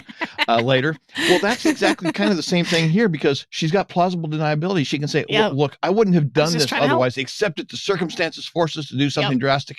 And since this was, it was the only thing that made sense at the time. So she can make excuses. She does have that. She has that. And Steele, he's baffled, but he's intrigued. And I think this is a really good moment that shows that Wilson might not have been the right man to encourage all facets of her, but he's not intimidated by it. Wilson was intimidated by it. I think he was embarrassed by these moments of uninhibitedness, because he's so buttoned down and he's not able to be that person. And Steele's just like, hey, Acapulco, okay, fan dance, I'm in, right? Like, and so it's great. Like, it's a really good little moment for him, watching Laura kind of be who she used to be. And then he and Wilson, of course, run back to the cask only to find it's gone. Claude claiming someone hit him over the head. They run out to the car. There's no one to be seen. Laura runs out asking them where Harry is, and Steele says it appears that all the excitement was more than Harry could handle. She's not impressed. Of course, you skipped over the part where, as she's running around, Laura bumps into the monk. Yes. Oh, yes, she does. Yeah, she bumps into the monk, and obviously that's weird. Yes, but what's interesting is I caught this, and it's not scripted. The only thing that's scripted is that she runs into him. Yeah. But it's interesting to watch what she does when she bumps into him. Her hands are on his chest as if to stop themselves from running into each other. Then she puts her hands into a prayer position. Yeah. Which is interesting. It's cute. I guess you do that because he's a monk. But yeah, I thought that was interesting. It wasn't scripted. But that's what she did. Hands in the prayer position. I didn't even think of that. You're right. She does kind of do the little, and then she runs off, right? Yep. So yeah, they the next day they're walking through the winery. Laura asks if Claude is sure he didn't see who hit him. Claude says that all he remembers is men running around shouting Acapulco, and she interrupts him and with it, yeah, I know. Let's move on. Is she embarrassed by her behavior in the cold light of day? Like, is this kind of a moment where she's regretting this, or? I think there's some embarrassment there. Yes. Again, I think that it was an opportunity to let part of herself out that she hadn't let out for a while. And so she took that opportunity, but yeah, in the cold light of day afterwards, she's kind of embarrassed at what she did. Yeah, that's fair. But kind of maybe not really too embarrassed. Just going to be embarrassed enough to be socially acceptable. Fair enough. Yeah, that's a good. I like that. Embarrassed enough to be socially. That should be a shirt. Embarrassed enough to be socially acceptable. Anyway, she then asks if he's seen a monk on the premises, which he thinks this is hardly Claude says this is hardly the place for, and then Steele supplies the words, a religious experience. which is a rather fun innuendo. And Wilson points out that there is an abbey nearby. Claude confirms that is the Order of St. Costello. But they hardly ever leave the monastery. So here is the bit, okay? This and is the setup. So I did some research because I wanted, like, I'm trying to find where I wrote it. I did some research because I wasn't sure if there was a Saint Costello or if this was an actual order, because of course there's Franciscan monks and there's specific like orders of monks that exist, right? Mm-hmm. So I wanted to know, like, is this a real thing, right? And so I looked into it. There was a Saint Costello. This is a woman. Okay, there are 9 well-known religious orders of the Catholic Church: the Franciscans, the Carthusians, the Jesuits, the Benedictines, the I apologize if I pronounce this wrong, Salesians, Missionaries of Charity, Dominicans, Augustinians, and Carmelites. These are the most known ones. Okay. There's others, right? But those are the kind of the key ones here. And in terms of saints, there is a Saint Costello. Her name was Margaret of Costello, and she was canonized. She was an Italian Roman Catholic and professed member of the Order of St. Dominic, and she was physically disabled, according to this dwarfism. And, she basically, I'm not going to go through her whole bio, but essentially it says here, and this was, to be fair, Wikipedia, but it says here that she wasn't officially canonized until April 24th, 2021. So I could be like that. I could be mistaking something about how they do it because it refers to her as a saint prior to that. But either way, there is a Saint Costello. So theoretically, there could be an order, but I couldn't find evidence that there is one. So the entire setup for this joke is a bit. The effort that went into that pun is incredible because there is at least a Saint Costello. Whether or not there was a Saint Costello at the time, I don't know. But like, they literally picked that name for the bit. Yes. And I love it. Yeah. Well, it's, like I said, it is the most brilliantly bad pun that has ever been written. So, but yeah, they slipped this in as the setup, and it's like, oh, okay, that's kind of an odd name. You don't really think of it. Again, it's like the earlier reference to Arnold. They slip it in. You kind of it's a setup. Scratch your head and then go on and forget about it until they slap you in the face with it. And we'll get there. But yeah, here's the setup: the Order of Saint Costello, and apparently they hardly ever leave the monastery. You can't imagine them lugging aboard. I mean, we can't trust Claude here. They obviously do leave the monastery. Some of them to wash to water their gardens. Yes. But Wilson suggests that whoever originally planted the body might be waiting to do so again. Steele agrees, and Laura says we need to find him before he finds us. So again, that's kind of funny. They're looking in the same spot that she and Steele rolled the body to the day before. Wilson joins her and pulls her pantyhose out of his pocket to hand her, which is great. The look on his face is hilarious. And of course, here's where she says, "All right, Wilson, say it." He suggests they forget about last night. She counters with, "Why? Because there was wild and crazy Laura making a fool of herself in front of the whole bank again?" No, making a fool of you again. Yeah, and this is clearly a fight they've had before, and B, this is where I pointed this out before. This is an issue that Wilson has, not the rest of them. They love her. She's a hit. Yeah, but yeah, her line here about crazy Laura making a fool of you again in front of the whole bank, that's how he's responding to it. He feels like he's being made a fool. So yeah, you're right. It's all from his perspective, not necessarily hers. And then he kind of tries to sidestep it by saying, "I know I asked for your help. I didn't expect anything like that." And she responds with, "I didn't expect you to leave me." And this is a really interesting exchange writing-wise, because he's talking about the present, she's talking about the past, but they're both talking about the same thing.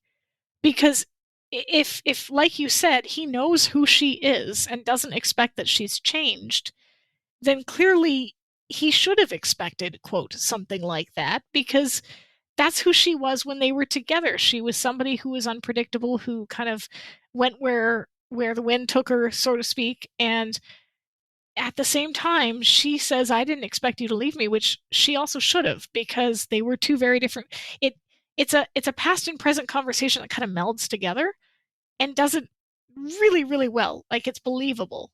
It doesn't feel like she's gone from A to Z. It feels like the steps in between have been filled in by us.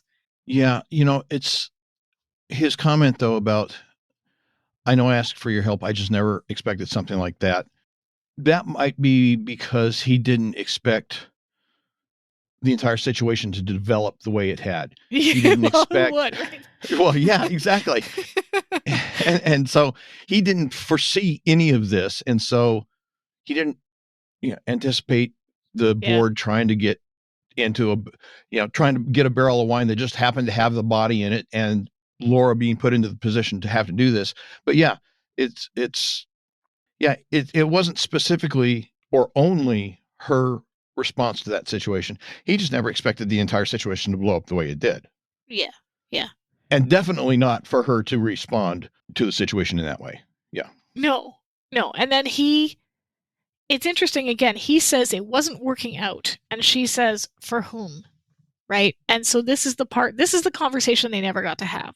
Mm-hmm. He says, for both of us, I liked things being neat, predictable. You love spontaneity, being reckless, living dangerously. And then she says, I also loved you, which is extremely vulnerable because we don't get Laura being open with her feelings very often, right? Mm-hmm. Is Wilson... So I'm wondering, was there any ability we didn't see the relationship, so it's hard to answer this question, but is he right? Was there any ability for either of them to compromise, or were they just too different? Like, and if they were, do you feel like Wilson blindsided her? I think it goes back to my question about how did these two even get together? Because they are enough. so different. Yeah. And let's face it, Laura is stubborn. Yep. And she wasn't going to change for Wilson just because he expected her to be the good, upright banker's wife, wearing the sensible dress and being prim and proper in these types of things. She was going to be Laura Holt. She was going to be who she was. And Wilson had this vision in his head. It's not that he was necessarily, I wouldn't use the word stubborn, but he had this vision that he was fixated on, that this is how a banker's wife is supposed to behave, because as a banker, I'm supposed to be a respectable person, and everybody around me is supposed to be respectable. And if you're not going to behave in this way, it reflects badly on me, and that's going to affect my career and my ability to do my job. And I don't see either one of them compromising. No, because again, I don't see how these two got together in the first place, but once they did, no, the train wreck was inevitable. Okay. So. Yeah, and I think you're right, but what I think is interesting, what you just said about Wilson, is that again, this was all something that he was and not that there's anything wrong with that. Both people, I think this is really well done in the sense that there's not necessarily a bad person in this situation. Wilson maybe could have handled it better. There could have maybe been more talk about this relationship not working out. We don't get the impression that there was. He just kind of decided. But it's clear that he was one person, she was another person. And you're right. I think in his mind, it reflected badly on him. The reality was very different. Again, Harcourt and the board loved her. They are just, like you said, frat boys. They're not behaving the way Wilson behaves. And I think Wilson is a bit of an outsider in that respect. He's got this idea of how he's supposed to act and be, but the reality is a bit different, and it kind of, I don't think neither one of them was going to change. You're right. No, they each had a different vision of what their relationship was or should be, and those two things were not going to, you were not going to make them compatible. It just wasn't going to happen. And about this exchange here, I had a comment here that I wrote down, and I don't know if I'm off base on this or not, and that this exchange is sort of a parallel reveal to what Steele did with Amy Fogelson in Steele in the News, because I say it, they're each revealing their past to somebody who has the ability to use that in a harmful way to them. Yeah, and not that Wilson ever would. True. We know Amy Fogelson was bound and determined to do it, but it just seems to me that this is a kind of a past revealing conversation that is very similar Yes. in terms of its overall significance to that conversation between Steele and Fogelson. I think you're right. And I think this actually leads into my question, because she storms off, but then she pauses. He sees her, she sees him, and there's this half a beat where they just look at each other. And I'm wondering, what do you think he's thinking? Is he like, is this a look of understanding? Is this a look of compassion? Is this a look of I'm embarrassed that I just saw you vulnerable? What is this look? To me, and I just pulled that up again here because I was looking at this and thinking about this at the time. It's almost, I don't know, it's a very, very blank look on his face. To me, it's almost got a hint of disapproval. I can't explain why it comes across to me that way, but it's almost like he sees something there, and he's disapproving of how maybe she handled either this immediate situation with Wilson or the past situation with Wilson, of not being understanding or being currently too rough on Wilson or something. I don't know. It's just, to me, it looks like a disapproving look, and I can't explain why or what. But that's interesting, because I got a completely different read from it. Okay. So she kind of, when they lock eyes, right? Her posture, she is standing fully upright in a way that is clearly her attempt, like there's pride in that stance, but also kind of defiance. She doesn't want anyone's pity. And he's seen her in a moment of extreme vulnerability, right? He's clearly heard her say to Wilson, I also loved you. He obviously has seen enough of that exchange to kind of see her wounded. And she's standing there kind of looking at him with this almost defiant look, like, okay, what? What are you going to say? And he's not giving her pity. And maybe that's where the disapproval kind of reads for you, because the look he gives her back could have been like compassionate, or, one of those sort of looks that displays that understanding. But I don't think that he felt, I think it was one of those things where if he gave her a look of, oh, come here for a hug or whatever, she'd bite his head off. I don't think that was the moment that sort of reaction was right. So I think the look he gives her is just basic human understanding, almost like, I acknowledge what I've seen. I'm not going to respond to it because I know you don't want me to. And there's just this moment where they're sort of locked in that second of her defying him to do something, him being like, no, you know what? This is not my moment. This is private. And sort of realizing he's an outsider there. He should not have been there. He should not have heard that. So that's kind of what I got from it. But yeah, that's definitely it's different than what I get. Yeah, it's always interesting to hear, though, because it's one of those scenes where you said it's very open for interpretation, because there's not really, and even the script doesn't give us much. So it's yeah, that's kind of what I saw in it. And then, of course, we switch to Werner Schumann's winery. And there's a track that looks as if it was made by a barrel. Inside, there's barrels everywhere. Wilson opts to check further down, leaving Steele and Laura alone. And Laura attempts to explain the conversation with Wilson. Steele says that she doesn't have to. He says that he must have meant a great deal to her, and that last night had made that clear enough. He still doesn't appear jealous, despite knowing this, which is really interesting. And they're writing him in a really mature way, despite the silliness of this episode, and it is silly. Steele is written in a way that is mature and adult, and I think in a way that we really haven't seen him behave before. Usually, anytime there is some sort of male in Laura's immediate vicinity that even hints at a rivalry or some sort of past, Steele behaves like a spoiled child. Whereas here, he's kind of acknowledging that this meant a lot to you. This is difficult for you. I'm not going to move into this unless I need to, right? And she's still bitter about the way Wilson responded to last night. Steele sees things in a different way. He says, Wilson was in trouble, and without thought, you rushed to his aid. I envy his predicament. Which is a really interesting contradiction. He doesn't see her behavior as embarrassing or reckless. he sees her behavior as an act of love. Right? It was an act of, like, she was helping Wilson in the only way she knew how and the only way she could. I think his comment about, frankly, I envied his predicament is an attempt on his part to just kind of lighten the mood. Yeah. He doesn't say it flippantly or like a joke, but it's got this underlying sense of, don't take it too seriously, Laura. Yeah, and I definitely, he was definitely lightening the mood, and he's almost enchanted by her former self, right? Like this person that he didn't know she had been. He says that he never knew she'd been to Acapulco before. Right? Again, an attempt to divert her attention, lighten the mood, get her out of her funk. And then that's where she says there was more than helping Wilson in that. There was a lot of me in that too. Right. Yes, I saw that. But the thing is, she admits that as if it's something to be ashamed of.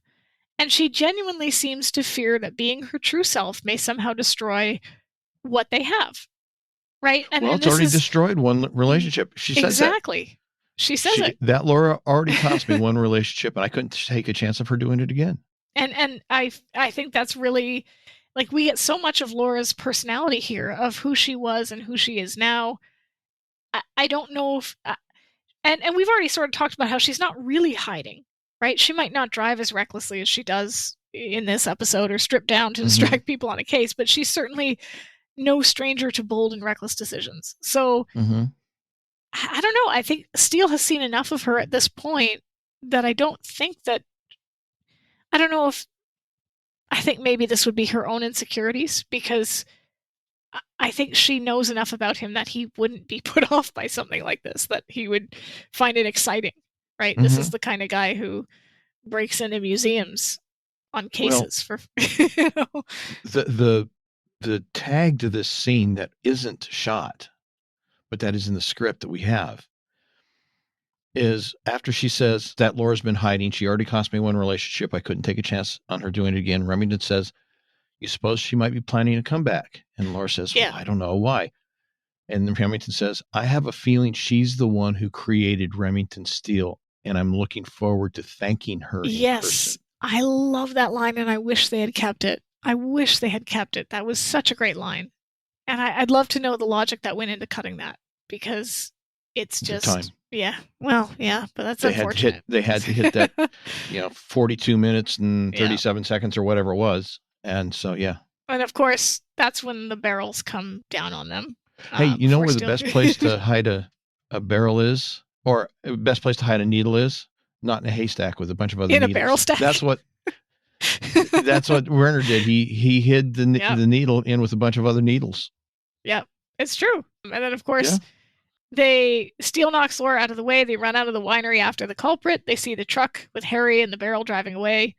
Wilson asks if she thinks they can catch him. Steele says, we can if Laura drives. And they jump into the rabbit. And Laura says, I'm getting very possessive of Harry. I almost see this a bit like passing the gauntlet. Steele is accepting this other personality of Laura, and he's just like, yep, if she drives, we're good. Like, let's go. They get in the rabbit. They go after and they race through the road. They saw Arnold and Alexis Vandermeer on. They come across the barrel. They stop, go back to it. They look inside. It's empty. Steele says he was almost getting used to seeing him in there, which is great. And Wilson says, well, he didn't just dust himself off and walk away. I don't know. He's been awfully, what was it? He says he's awfully capable. It says, I wouldn't sell Harry short. He managed to get around fairly well for a dead man. Yeah, that's it. So they find the rope belt. And of course, then they figure out that he must have walked away to somewhere where rope belts are still in fashion. So they head to the Order of St. Costello. And of course, I like Wilson says he wants to go and have a word with them, and Laura reminds him that people who steal bodies have a tendency to conceal that fact. So they decide to look around on their own. And then, of course, they get to the monastery. Steele gets out, asks for a moment to find a soft spot in their defenses, leaving Wilson and Laura alone together. And this is the conversation that I think is the most important for Laura, obviously. Wilson brings up the night before again. She tries to stop him. He says, we've been over this. And he says no, in a way that gets her attention. And then he says, seeing you cut loose the way you can made me realize how much I miss that in my life now. And he goes on to admit that he no longer sets his clothes out the night before, makes hospital corners on the bed. And she's like really shocked by this, right? She says, "You've stopped?" And he admits to even calling in sick every once in a while to spend the day at the movies, which kind of sounds like a Steele thing to do, personally. But this is a really neat moment because he says it's from you. It has to be. Now, I got a couple of comments. First of all, what's wrong with hospital corners and setting your clothes out the night before? Nothing. So Nothing. I don't see anything wrong with that. But his comment about I'll even call in sick and spend a whole day at the movies, and it's from you, Laura, it must be. That makes me think that maybe she, like Remington, is maybe something of a movie buff, not at the same level that he's at by any means, but maybe still just the same. She is a little bit of a movie buff. I mean, she understands and latches onto his references every now and then. So yeah, but when he says he'll call in sick and spend a whole day, all of those things he's saying are from Laura. Yeah. So she had a problem, or it irritated her that he would do hospital corners. It irritated her that he would pull out his clothes and have them ready for the next day, and that she would call in sick and just go to a movie. That's the impression I get from it. I didn't get the impression that it was specifics. I got the impression that it was more that he was the kind of guy that could not deviate from his routine, that he had to do everything in a specific way at a specific time, putting out his clothes, doing hospital corners, and that Laura sort of rebelled against routine, rebelled against the sort of structure of everyday banking or whatever that happens to be, and that when he's saying that he's doing these things now, these are just his tiny little rebellions, right? He's no longer making hospital corners. Ooh, does that impact anybody's life? No, but to him, it kind of does, because it's breaking his routine. He's not setting out his clothes. He's allowing some spontaneity, right? Okay. Will he wear the beige suit or the other beige suit? Or, but like he's kind of got this. And it's funny because we said that both weren't willing to change for the other person, but they kind of have changed now that they're no longer together, right? He's a little more spontaneous and she's a little less reckless. And ironically, they probably would have made a better couple now, but they've both moved on. Yeah. And that's very clear here, because she kind of jokes when he says you and your, and she kind of says terminal flights of frivolity, which is obviously something that he has said to her before. And he says, no, like she says that, and how important it is to be level-headed, conscientious, keeping up the right sort of appearance. And then he's like pretty dull, right? And then this is where she gives a little, because he's basically relented a little and said, I've changed. You changed me. So then she turns around and says, look what's happened to me since then. I've thrown myself into my career. I started my own agency, which is funny because when was that? When was that? It was before I started working for Mr. Steele, right? Yeah. But they're both willing now to give something to the other person that they couldn't before, which is, I wonder if, and I don't know, like this writer, Susan Baskin, was it? Right. She hasn't written much for the show, but she kind of brings a maturity to these relationships that we haven't really seen in past episodes, right? This is something that almost never happens in a relationship that ends badly. We almost never get that closure that you need or that you want. And she's getting it here, right? He says, I'm sorry it didn't work out. I'm sorry I hurt you, right? And like she kind of says, he says, we're just two, and she says different. Right. And then he says, it's nice to know it wasn't all bad. She smiles and says, not all bad. Like, this is clearly something she needed to hear. And then they kiss. And well, your comment about how Susan Baskin's handling these characters is made all the more interesting, profound, insert the word here, given the fact that this is such an absurd, yes, farcical It is. episode. It's I mean, so those two farcical. things, Like, you don't typically put those two things together. No. And if you do, it generally doesn't work out well because no, it really doesn't. Because you have to have a writer who's really good at their craft to take those two things and emulsify them together so that they work. Yeah, and I agree.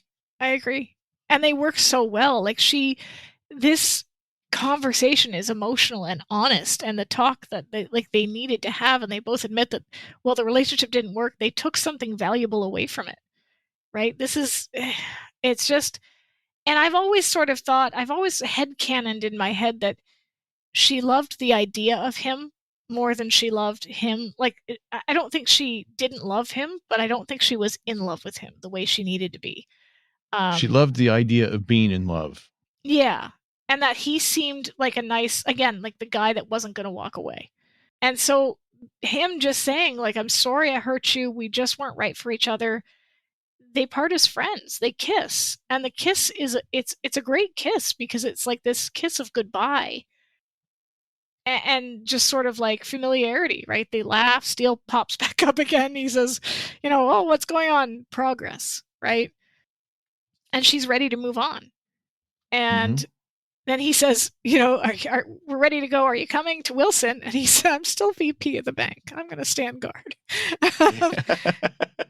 And if there's not a more perfect moment of who these people are, it's that right there. Because Laura is going to break into that monastery.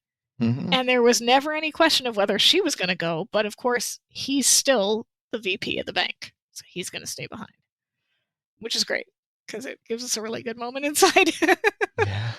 They get inside, they hide, they find 2 robes to wear, they begin walking, they comment on how quiet it is, and behind them we can see the monks starting to follow them.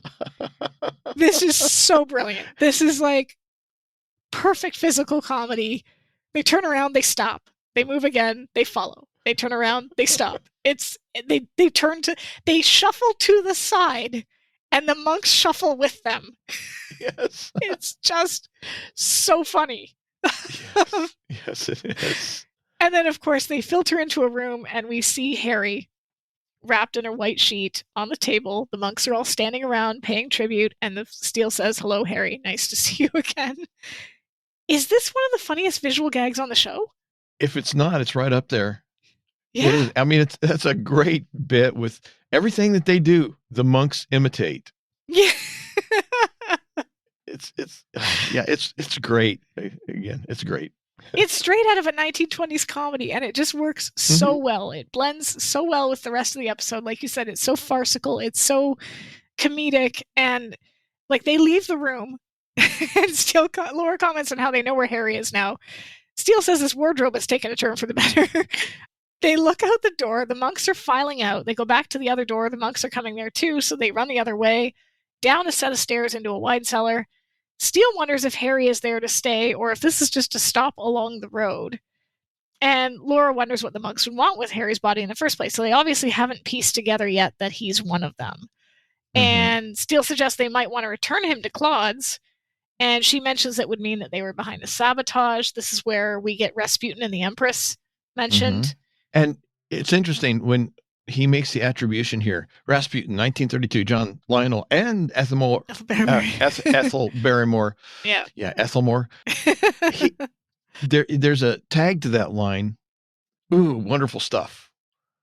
That's not in the script that I've got. I'm wondering if that was a ad lib by Pierce. It might have been. I mean, yeah. And a reference to, of course, Grigory Rasputin, who was an actual monk in Russia who basically was thought to be controlling the Tsar's wife. He claimed he could heal their son with some sort of hypnotic powers, of course, and kind of got to be the power behind the throne until they eventually assassinated him. Took a while. Yeah, took a lot of work. They had to do a lot of stuff. So yeah, he references that. And he takes a drink of the wine, comments on how good it is. Laura agrees that it is good, thought they weren't drinking anymore. Well, he says it's familiar. She says it's familiar, sorry. He never tried the wine. This is the only thing that bothers me about this, is that he never tried the wine. She did when she drank Harcourt's glass. but at no point did he sample Claude's Cabernet. That we saw, yeah. You're correct. That we saw. I mean, he could have off screen, but so at the end when he says it's not his wine, it's his wine, I kind of wonder how he knew that, because he didn't try the original Cabernet that we saw. Laura did. So that was kind of the only nitpick that I had about this otherwise perfect script. But yeah, she comments on how good the wine is. She says that she doesn't think that she should say what she's thinking of. It might surprise him. Steele doesn't think that's still possible. And then she asks if there's any danger of feeling too much too soon. And he says it all depends on what she's feeling. And then she says something like this before kissing him again. And oof, wow. When she initiates a kiss. I don't think that's safe at all. Yeah. And this is the second time that she's really initiated a kiss. I mean, they kissed in Steele Crazy After All These Years, but they were kind of stuck in that little weird sewer thing. But the only other time that she initiated a kiss was in the dream episode, the name's escaping me, the one where they're at the sleep clinic. And that was when he was like falling asleep and she kissed him to wake him up. This one though, yowza. Yeah, she just goes for it and plants it. Yep. And of course, as you just quoted, Steele responding with, I don't think that's safe at all. This is probably the first kiss they've shared that's been overtly sexy, right? Like everything else is kind of hinted at it, but this is where she says we'll live dangerously. And again, we get these old hints of her personality, right? They're making out in a monk's wine cellar. That's kind of weird. But yeah, I mean, what caused the change? Was it her conversation with Wilson? Has she more or less accepted all facets of herself without question? Is it his lack of jealousy, or just he's not going to question it? He has finally seen what she's been hiding all along. He didn't have a problem with it. No, he never has. And but she was afraid. You know, again, we talked earlier about how, and you pointed out that Wilson's insecurities were all his perception. In this case, it's her perception, her insecurities about him, how he would view her. And so now she was forced into this situation where she had to reveal that other Laura. And he saw it and he didn't run screaming out the door. No. If anything, he's going to buy some pants. Oh, I like that, Laura. Yeah. Give me more of that. So I think you're right. Like, this is sort of that tacit acknowledgement that she can be a little bit more of herself around him, and that she's kind of understanding that. But of course, a monk comes in, they pull apart. He sees them, begins to run. Steele grabs him. The monk is scared of them, and Laura assures him they aren't there to hurt him. She says that they just want to talk. And the monk then hands her a piece of paper that says, the Order of St. Costello has taken a vow of silence and thanks them for their understanding. Which is great. It's just a clever ploy. You killed him, didn't you? And the monk shakes his head, points to them, indicating that he thinks they killed Harry. And Steele says that's the most ridiculous thing he's ever heard. He says it's a rash statement if ever I've heard one. And didn't he just get done making a rash statement himself, having accused Brother Bartholomew, as we learn his name is later, of having killed Harry? I mean, it's great. Calling the kettle black. And then Laura insists they don't even know who Harry is. Right? The monk looks at her and at that statement and asks if she knows who he is. The monk gestures to himself, points upstairs, indicating that he's one of them. And then we get the charades. Yes. A crazy game of charades. So funny. Like, just so funny. So eventually, they get around to guessing that he was their abbot. And here's where the bit comes in. Yes. Because, like, literally, this was all an elaborate setup so that Steele could say,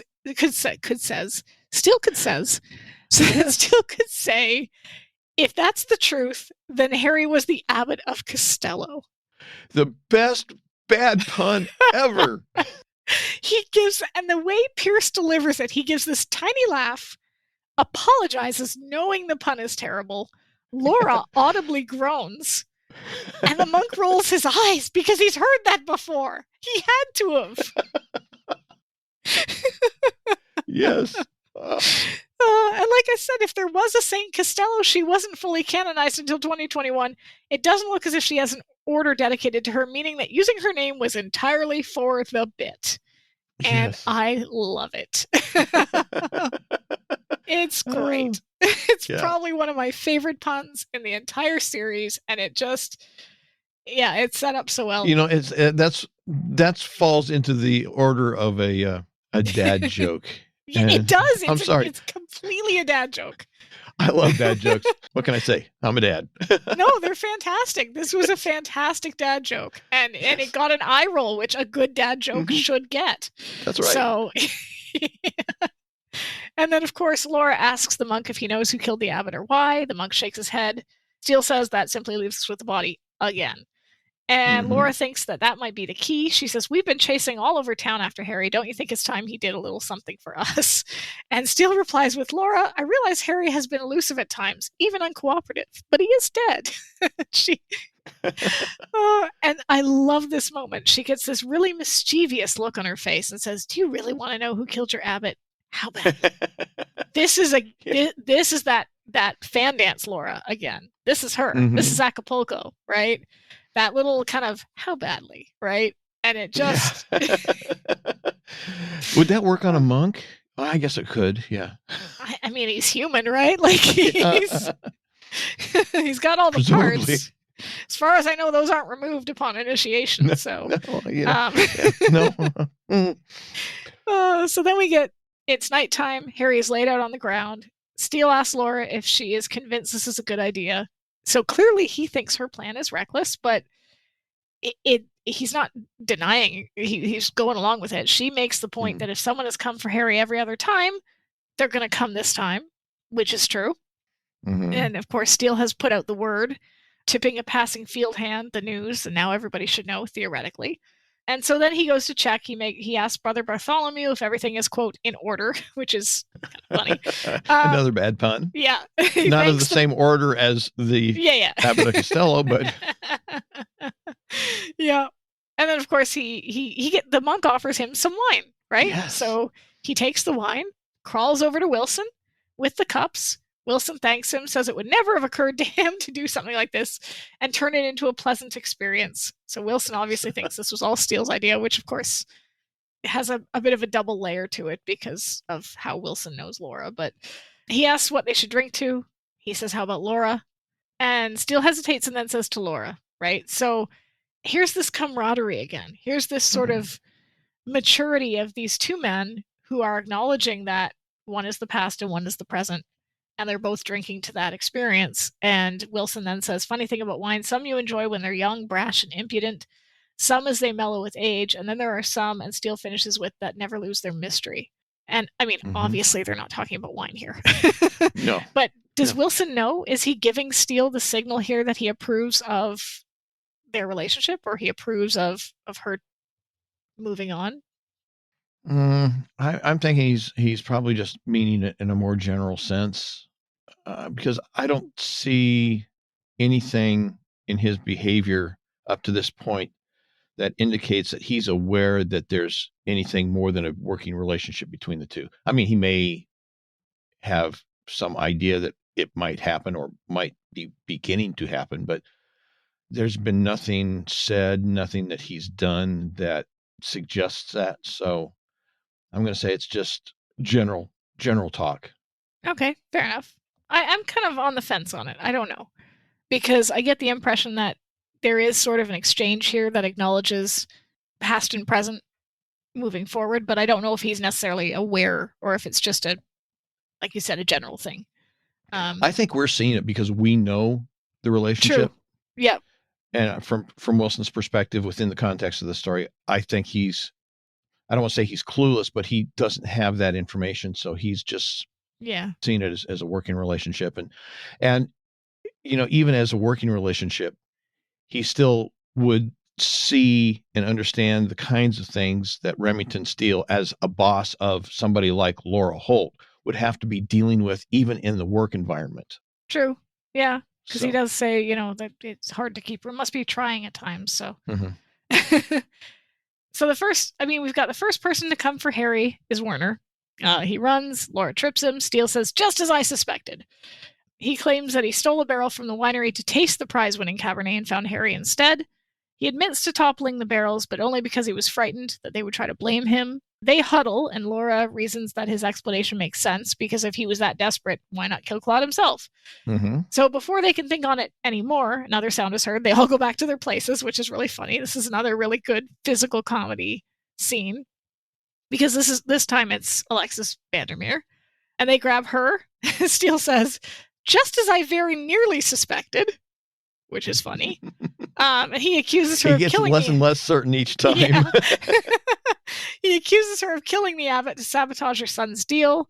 She admits to wanting to sabotage it because she wanted him to come back to her. Ugh, mommy dearest. That's a relationship we don't want to have to explore. No, I think we're just going to skate on by that one. And then, so then they hear another sound. They huddle back again. Sorry, they huddle again first, and Laura says she's more uncertain now, too. She's like, it all tracks. And Steele says, what do you mean it all tracks? This plan was supposed to isolate the killer. And she says, well, they got Harry from the monks, who got him from Werner, who got him from them, and then Mrs. Vandermeer got him from Wilson. And Steele says, so Harry makes friends easily. Now what? Like, they're still kind of confused. And Laura points out they still don't know how he got into the vat or who would kill him in the first place. And before they can think any more on that, of course, there's another noise. It's a bloody convention. And I love Steele's comment of, if we draw more of a crowd, we're going to have to throw a dinner party. Right? So they all rush. Yeah. They all rush back to their places. Wilson asks what's happening. Steele says, just pass the wine and pray Harry didn't come from a large family. And once again, they rush out, grab the culprit. This time it's Claude. Steele then says, just as I never suspected him at all. Which is good. And then Steele accuses Claude of trying to sabotage his own expansion. Wilson points out it makes no sense. He's like, that's not always a deciding factor in these cases. And then Wilson says, why destroy a chance to expand on his own Cabernet? And then Steele responds, because that's not his wine, it's his wine, and points to the monk. Yep. And Laura realizes what Steele has just said, asks him to repeat it. Steele does, and then says, done it again, haven't I? And like I said before, this is the only part that kind of doesn't make sense, because we don't ever see him try the wine. Mm-hmm. But unless they could tell just from the smell from the Cabernet that Wilson was wearing earlier in the episode. Yeah. Could be. And of course, Laura then figures out there wasn't going to be an expansion. He was going to do similar to what Hunter tried to do, pocket the money and run, because his Cabernet was the monk's and not Claude's. His land wasn't good enough for those grapes, which Werner knew. Mm-hmm. And of course, he admits that this is a little weird, because we've got a killer here. This man is a murderer. Mm-hmm. And he's talking to them like he's still their friend, right? He's like, he says, he tried to convince the abbot to go along, and he refused. Claude insists, well, if Wilson hadn't stumbled onto it, we would have buried him that evening. Like, as if he's like being totally reasonable about the whole situation. What's wrong with this picture? I don't see a problem with it. Why should you see a problem with it? Right? Like, as if the only issue is that Wilson found it, not that he killed him. Like, it's all Wilson's fault. Yeah. And of course, Steele says, speaking of which, and indicates that Harry should be given a proper burial. Yes. So then we have a scene change. Mm-hmm. They're all at the abbot's funeral, where they say goodbye to Harry. And much like Mr. Steele, we never do learn Harry's actual name. Wilson pulls Laura aside. Steele watches her go and then turns to the monk, who indicates that they should go inside for a drink, which is really funny. Is he a lush? I think he might be. He brings the wine everywhere he goes, and like, he was coming down to that wine cellar. I guess he was ducking out and, going for a drink, right? Yeah. So they Wilson thanks Laura. Laura tells him that if he hadn't found Harry, Claude would have run off with the money before the financing. She calls him a hero. And Wilson says that the Harcourt and the board think so, and that they've given him a promotion. Would that not make him president of the whole bank? Is that what he is now? I don't know. We're just like a part of the bank. Is he like a branch of the bank? Head of the loan department? I don't know. Yeah. I don't know about banks. I don't know how they're organized. I don't know either. Yeah. Yeah, so I don't know, because with some organizations you have the president of a department, but not necessarily the president of the company. So true. Yeah, that could be it. That's probably it, because I can't see him being like head of the whole thing. So then he says that sometime when he's in town, he would like to call her. She adds that they could have dinner. And says she would like that. Does she mean it? Or is this one of those, I'm going to be polite because like we're closing the chapter on this and it's over, but I'm going to say the polite, socially acceptable, like, yeah, we'll have dinner. I'll call you. I think it's probably more that than sincere. I don't think she would turn it down if he did call, or at least at this point she wouldn't. But Yeah. maybe later she would. But I think it's as much or more the social etiquette of the thing, because in order to have dinner and to accept having dinner with him, he would have to call her, and Yeah. what he's Yeah. saying is probably as much social etiquette as anything else, and Yeah, I probably think not. so. Probably would never happen. He knows it. She knows it. And so if she knows that he wouldn't actually call her up, it's safe to say, yeah, sure. Call, if you're in town and you give me a call, we can go out and have dinner, because you're not going to do it. We both know it. So yeah, I'll be polite to you. You will be polite to me, and never see each other again. Yeah, I agree, but I do think they're parting as friends. Oh yeah. I think it's just one of those, like, we don't need to be in each other's lives anymore. There's no reason for that to be the case, right? Right. Wilson says he likes Steele and suggests that she loosen him up a little, which is really sweet. And again, we get this 3-frame shot. They kiss.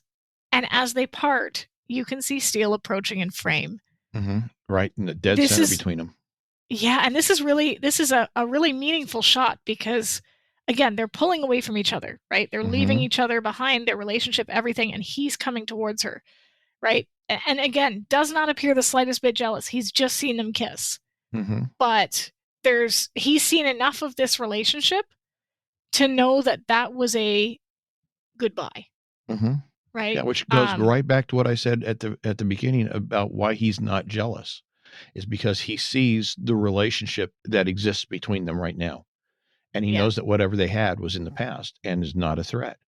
No, and I agree with you. It makes perfect sense, but he's not always been written that maturely before, I guess, is where maybe I was getting at. Like, okay, I can buy that. If you look at Steele Among the Living, he behaves like a petulant child when he gets that phone call about Giovanni and the lovers. So yeah. Okay, I got where you're coming from on that now. Yeah. He's behaving you basically just didn't as explain it well to begin with. I'm sorry, I messed up. I knew I shouldn't have had this episode. But yeah, he's behaving as a grown adult would behave, I think. And that's what I really like about it, because I don't think I would have enjoyed seeing him throw a tantrum or behaving the way that he's behaved in some of the other episodes. Instead, he kind of pulls her close. This is a hell of a double entendre, and I don't know if you noticed this. He says he's been thinking about the fan dance and asks her how fanny it was and glances downward. Did you catch why this might have been censored in the UK?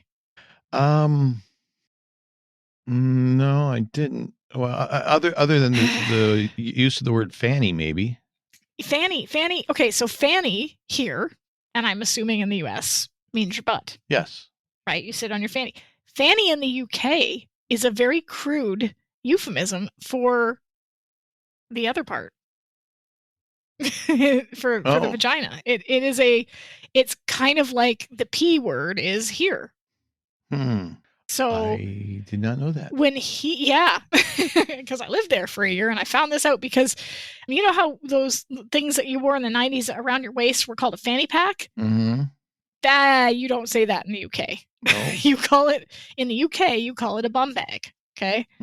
Which to me sounds really silly, but you call it a bum bag because fanny pack is basically really crude. And this line, I don't know if they knew this, right? I don't know if this was intentional, if the writer did this on purpose, but when he says how fanny was it, he looks down at her.